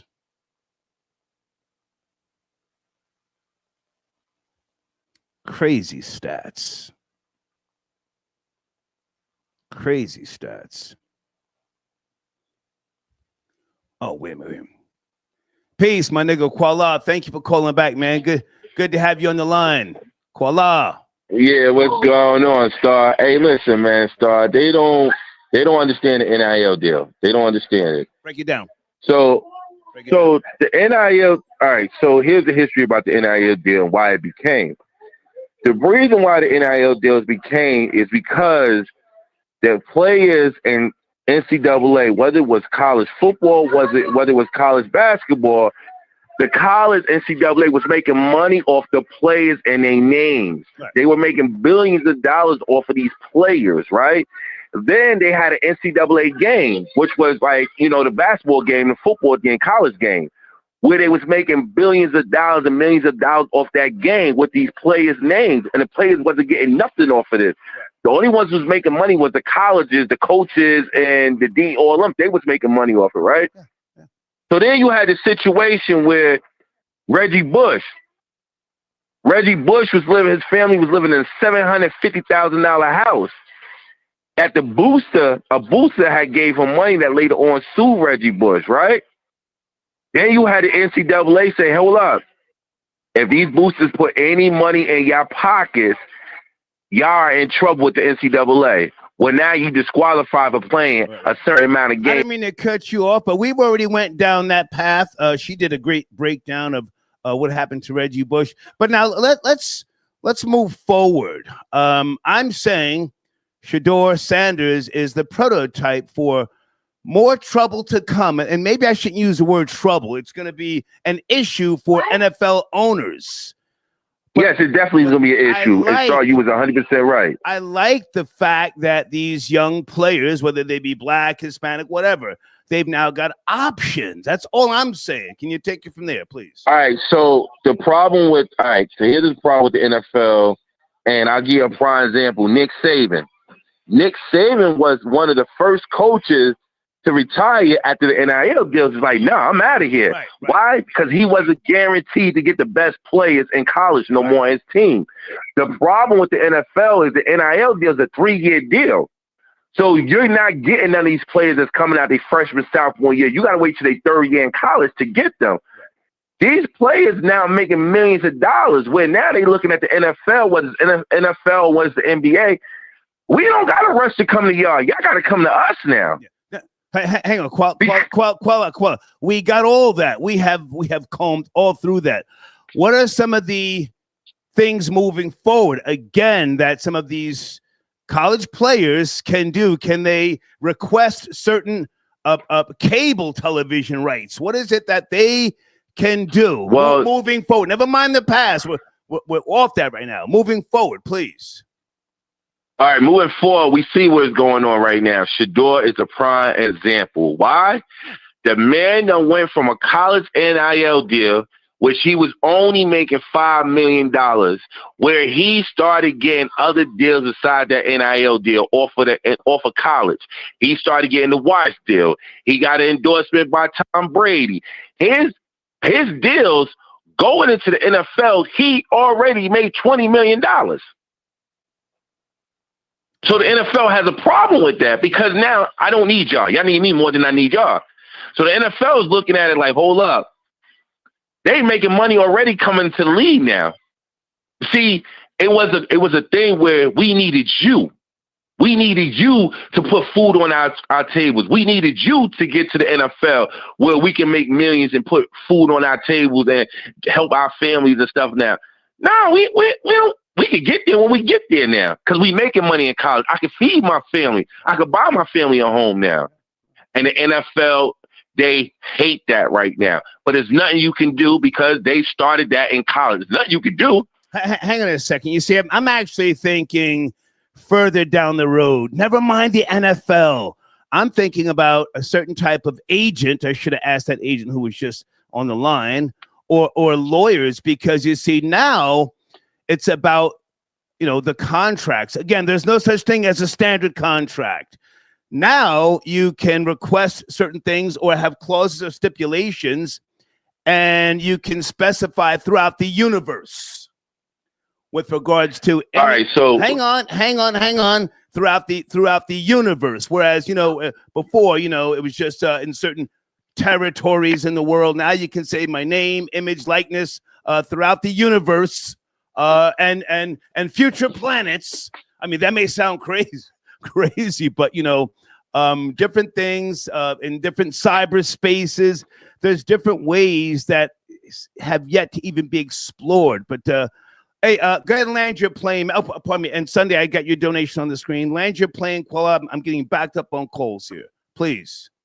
all right. So what you were saying is, yes, I believe what you're saying 100% true. I think the NIL deals and everything with the NFL, you're going to see them come back to that, and they're going to change it. They're going to change it because it's more about what you can do to brand yourself. And the NFL would rather you brand. They don't want you to come in branded already. They don't want you to come in branded because when an organization, what they're trying to do, they're trying to brand you themselves. Because if you're making millions, I'm making millions with you. I need to put fans in these seats. I need to make sure you the face of this team. Okay. But your attitude now with these college players already got millions now in their pocket, they don't be caring now. Okay. The integrity is not into what it is now because of the money. These you gotta understand the Star. You're looking at young kids that's going to college 18 and 19 years old, never had money like that. Some of them probably did, but a lot of them come from the hood like every average person, right? And they going to college, Star, and they coming out, they going to NIL deals and getting $3 and $4 million, right? Yeah, that's not you may say to yourself that's not a lot of money for taxes and all that, but that's enough of money for somebody that never had it to feed their family. Now their biggest target is, yo, I can sit back here and continue to cut this money, and now I can go to the NFL. Well, I hate to cut short. I got to take other calls, man. I appreciate you. Thank you for calling back. Right. Thank you. Okay. The Dream 101 NIL deals are all work in progress because some kids commit without a contract, get to the school and hit portal. You see, that whole portal world, I don't know that world. But that can be very, very tricky if you don't, pay attention, if you don't know the world. Someone just sent me something here from marketwatch.com. Tax-free NIL payments to college athletes, ? One state hopes it will give its schools an edge. Uh-oh, here we go. The fight in recruiting college athletes will now include taxes. Whoa, let me put this in the live chat. See, this is what I'm talking about. We know already what the money will do with some people. We got all that. Guys, I just put a link in the live chat. Let me bookmark this.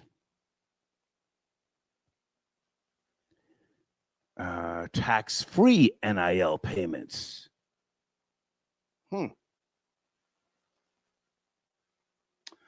Arkansas became the first state in the U.S. to enact a law that exempts name, image, and likeness payments from its state income tax. Arkansas Governor Sarah Huckabee, a Republican, signed the bill into law April, and it will be retroactive. Guys, that link I just put in the community in the live chat. It's a good read for those who, are interested in this stuff. And I am. Area code 347. Is that Felix from the Bronx? 347? What's good, Star? Is this Felix from Edenwald? Yes, sir. How are you, man? Been a while. Good to hear from you. What's going on, man? Shedeur Sanders. I'm saying he's the prototype for NIL trouble. And not in a bad way, What say you? He's good, man. He's good. He's gonna be all right, man. You know, he already got his bag from the college side. His pops got bread. He's good, man. He's gonna be all right. The watch flex and all that fly nigga shit. You know? Yeah.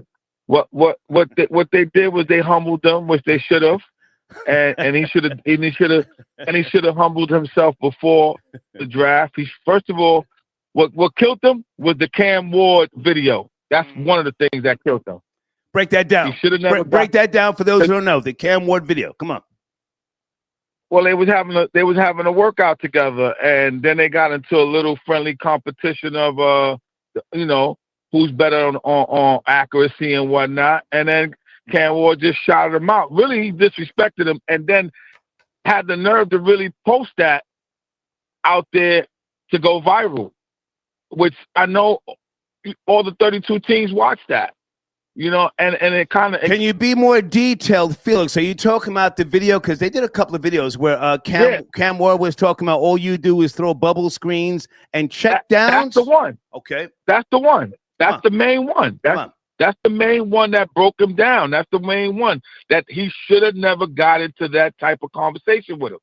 And Cam was wrong, because if that's your man and y'all working out together, you shouldn't even did that. You shouldn't even said that. But blame the... I'm out for self, my nigga. All that we down together. Nah, my nigga. I'm trying to be the number one draft. He took advantage. He knew what he was doing, though. He knew what he was doing. He took advantage of the situation. And then the brother, smart enough that he is, posted that on their channel.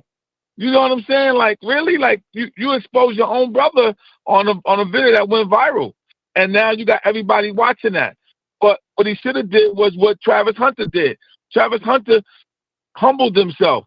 He went to first of all, Shedeur should have went to the combine. That's number one. He should have went to the combine. Felix, I don't mean to cut you short, man, but we've already been through all that, man. We someplace else now. NIL deals, niggas getting money. I mean, I'm trying not to say F the NFL, man, but I mean, like, don't let me find a woman who's got some teenage kids. I'm going to pimp them out, try and get them to get some NIL deals and ship them niggas out of the country. Damn the NFL. Yeah, you can't. Come on. You can't beat the Shield, man. The Shield is what it is. They talked about that last night on your show. The Shield is the Shield, and you can't beat that. Nobody's ever overcome that Shield. Nobody. We tried that with your man Kaepernick. That didn't work. It didn't work. You ain't gonna shake the Shield. The Shield ain't gonna bow down to nobody. I don't care who you are. Okay. All right. So his bag is he's good. He's good. The thing about it was that third and fifth round makes a big difference on the money. Okay. Well, hang on, Felix. Do you know football? Because I'm looking for people who can really speak to these. Yeah. Hey, hold on. These NIL deals. I just posted something here about possibly tax-free in a state. Come on, speak to these deals, man. Never mind all this, the NFL. Come on, we're past that. Come on. I don't know about that Arkansas deal. That lady, whatever she did over there, Huckleberry or Huckleberry, whatever she did over there, she's trying to stop that bag. That's what she's trying to do. But she ain't going to be able to do it in every state because nobody going to want to. But in Arkansas basketball, Arkansas University. I don't think you understand. She's not trying to stop it. She's trying to make it more. Tax it. She's trying to tax it, right? No. Felix, I got to go, man. Good to talk to you. All right, man. 323. Good evening. Are you there? Please watch the language. 323. Yeah, what's going on, sir? Yes, sir. How are you? All is well, man. This is J-Dot from LA, man. Okay. Let's just get straight to the point. I don't think the NIL and the NFL correlate because, for one, once you get to the league and the way Shedeur got there, first of all, the NFL is all about their bottom line. Shedeur played into the hands of the NFL by acting the way he acted for them to have a reason to pursue TV ratings. So we're gonna form this sort of collusion where, okay, hey, look, we're not gonna pick him until later on because it's all about storylines in the NFL. Right. NFL don't make their bottom line off who wins the Super Bowl or who's the MVP. Right. Well, the MVP is kind of is sort of with their storyline. So Shedeur kind of indirectly and unintentionally did himself a favor. Imagine if Shedeur actually goes in the first round. We don't have a story. So for the fact that he goes in the 5th round, we don't have to pay him as much, and we know on the Cleveland, in that quarterback room with the Cleveland Browns, he's the best talent. We don't have to pay him as much. Man, we didn't carry him up. And when you look at the way Cleveland drafted, they did a pretty damn good job on their draft picks. They gave up the 2nd to get more draft picks. Therefore, in the future, if Shedeur is if he is our starting quarterback going on for the future for the next 4 or 5 years, we got him on a rookie deal. Not only just on a rookie deal, we got him on a 5th round rookie contract. Okay. So it kind of plays in it plays in the hands of the Cleveland Browns. Now, I think somebody said it earlier. Now it's just for him to go out there and prove that he's. Well, hang on a second, sir. I like where you're going. Did Shedeur and the NFL stage all this? Niggas love a conspiracy, sir. Were they in on? Is this a PR stunt? Absolutely. And let me tell you something. Salute to the look. Listen. Salute, because I'm diving deep into it. Salute to the owners. Not only did they humble them, we just gave you a storyline that probably could. This was all orchestrated. This was a script. They worked this. Oh man, they worked on this together. That's what you're saying, yes? Oh man, it was absolutely a script. The NFL only focused on TV ratings. They don't give a damn. I fuck with this nigga heavy. Troll babies, do you think it was all organized? I'm sorry, go ahead, sir. Go ahead. It was definitely no. It was definitely scripted, man. These owners, they understand bottom line. And if you are willing, if Deion and Shedeur, if Deion's willing to put his son out there on the bait line, well, we can. Hey, man, it's an easy grab. Ain't nobody watching. The moment the Shedeur got drafted, you didn't hear nothing else about anybody behind him. It's over. They didn't televise any of that shit. Excuse my language. They didn't televise any of that. It played right into the hands of the NFL, and I salute them to it. Okay. And it cost him a bag, but from here on out, you got a storyline that you can literally live up to. Okay. Who am I to say you're wrong, sir? Maybe it's hey, maybe it is all staged, as people say.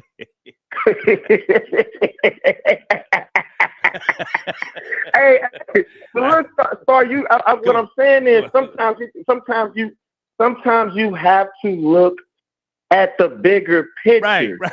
These guys don't.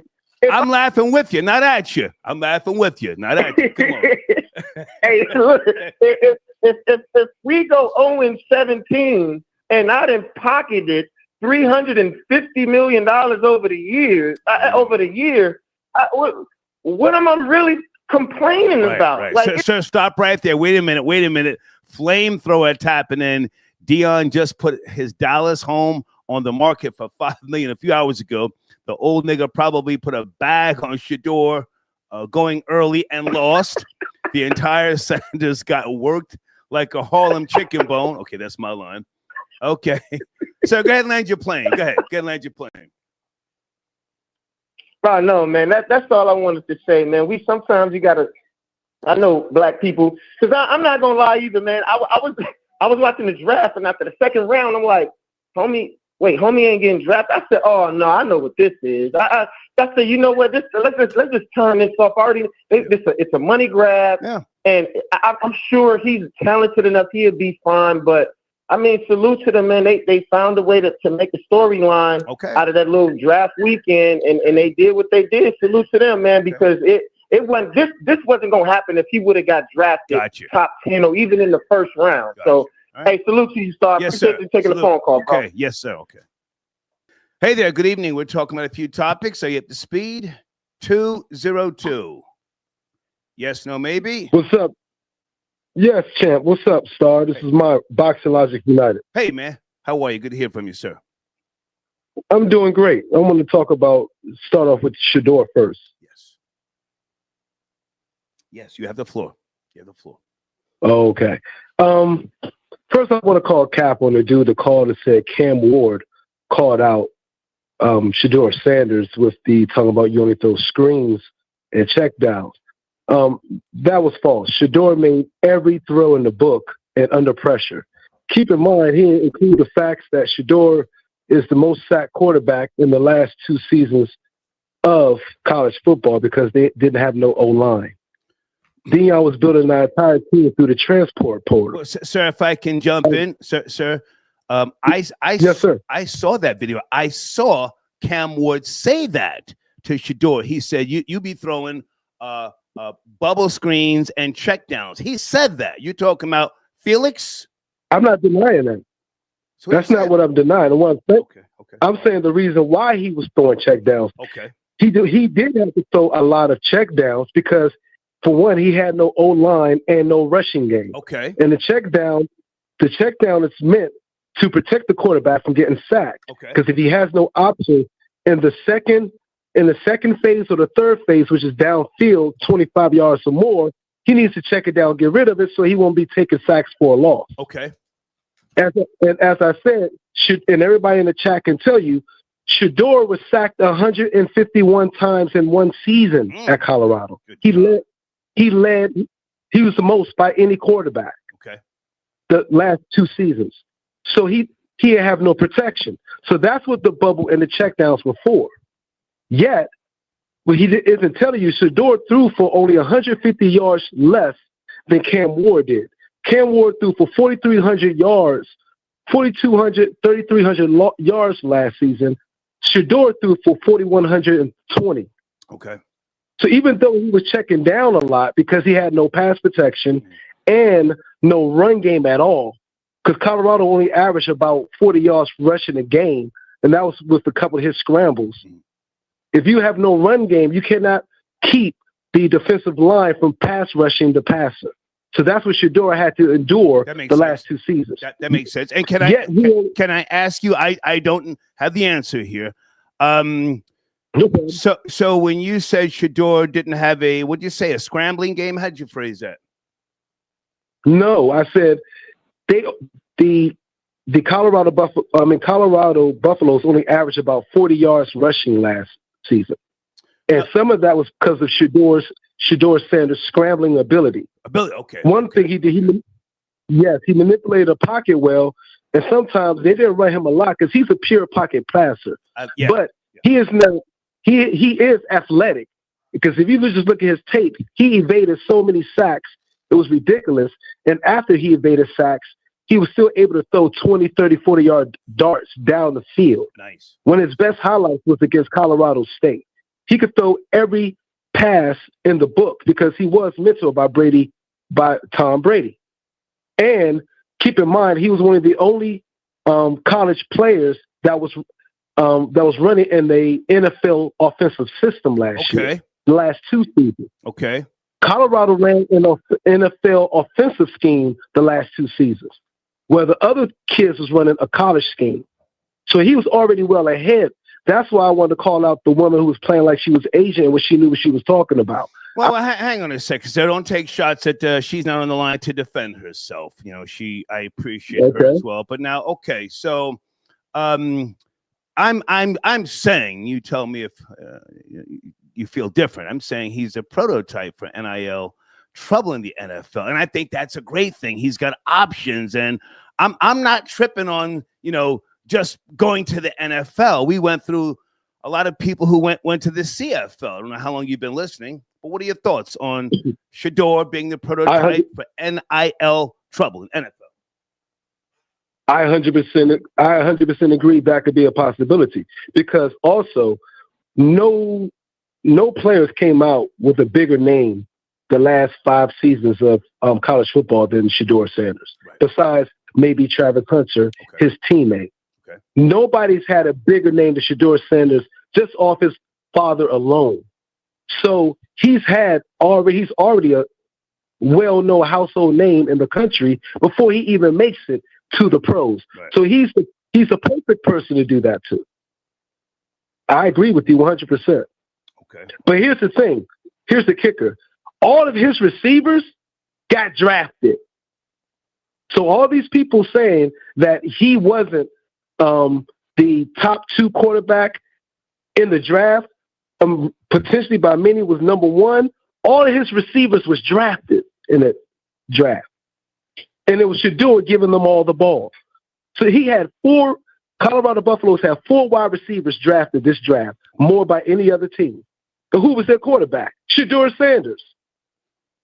I have to ask the question now: Were the wide receivers doing the watch flex? Were they doing the watch flex? Yes, it's called the Shedeur.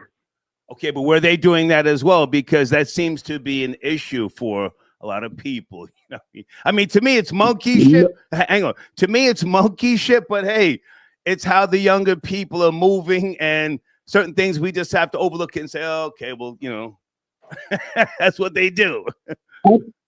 Right. No, nobody was doing that for him. Okay. He was okay. So he was the only one doing it. Right. So that's my point. So he was doing the watch flex or whatever they call it, and it was too much for Boomer Esiason, Chris Carter, and these other people. He's got the crap on his neck.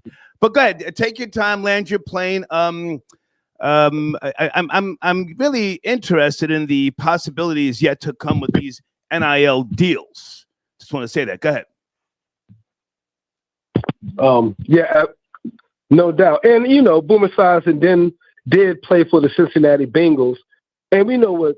Well, I'm not gonna say, but we know what Cincinnati's built for. He has some of that. He may have got some of that. Well, Ohio and Southern Cincinnati with the, you know, Klan and all that. Who knows? Maybe some of that got into him.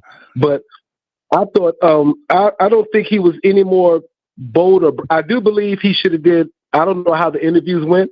It's all hearsay. Okay. What we hearing, none of us in there. But I can't see him going into doing the interviews disrespectfully and being that maybe unprepared. And I do believe he had his star maybe was a little bit more bright, dimmer than he thought. He wasn't his biggest star, or should I say had the power, say his dad was, because he's not an undeniable talent, but he is a dynamic quarterback and a starter quarterback. Okay. So I just think, I think what the narrative you created is real. I think he was made an example, and he's the perfect one to make an example to tame all the other ones who try to come in. But the thing is, he doesn't need the money. He came from money. Right. So it's also the trope that he's the exact opposite of the mammy, the poor rags to riches with the boy, the quarterback come in and saying, well, I'll get drafted. First thing I'm going to do is buy my mama a house and all that. That's not Shedeur. That's not Shedeur. So they don't want to create this.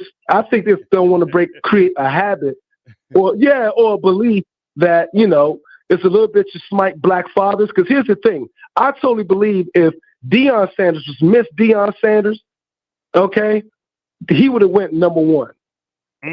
Good point. Good point.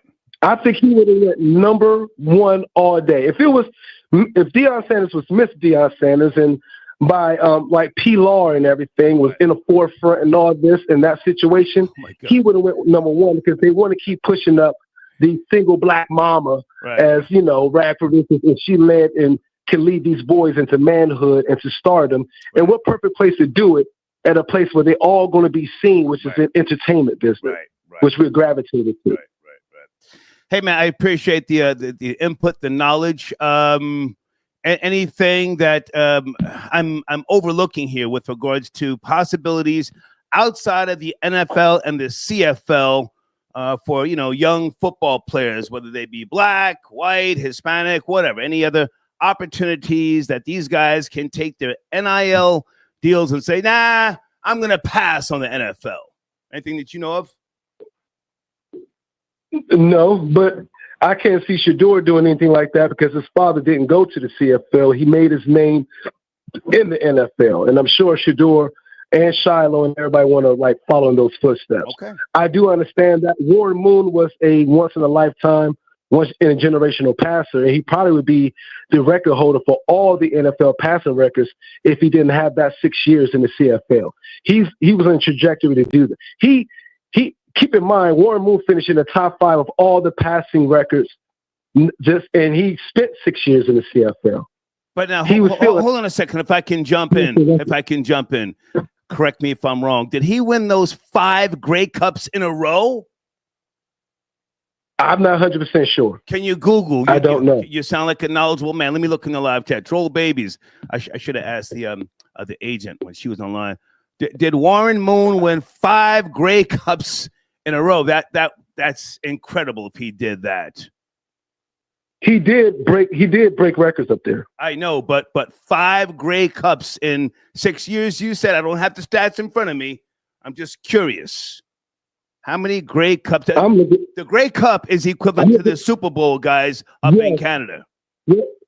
Well, here's it says Warren Moon won 5 Grey Cups during his 6-year career with Edmonton Eskimos.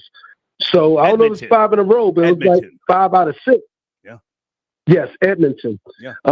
Edmonton Eskimos. The impressive streak from 1978 to 1982 established him as a dominant force in the Canadian Football League. So from 78 to 82. Yeah. 78, 79, 5 years in a row. Okay. Thank you for the call, sir. Thank you. Thank you. One more thing about the mothers. One thing I want to say. No, sir. The question was, blank women are paid government agents. Let's not beat up on single mothers. Blank women are paid government agents. Yes, unknowingly, yes, and some of them are knowingly, due to the ego. You remember the movie Claudine with Diane Carroll and James Earl Jones? Loved it. Come on, man. Lawrence Hilton Jacobs, classic. It was all about that time with the Welfare Rights Act of talking about the Welfare Rights Act of 1968. Yeah, and it started there. Who sang the soundtrack, sir? The soundtrack. I'm not hip to the soundtrack. Gladys Knight. Gladys Knight and the Pips, sir. Yep. Gladys Knight. Georgia P. Yeah. I appreciate the call, man. Thank you. All right, champ. Yes, sir. Peace. Thank you. Yes, sir. Okay.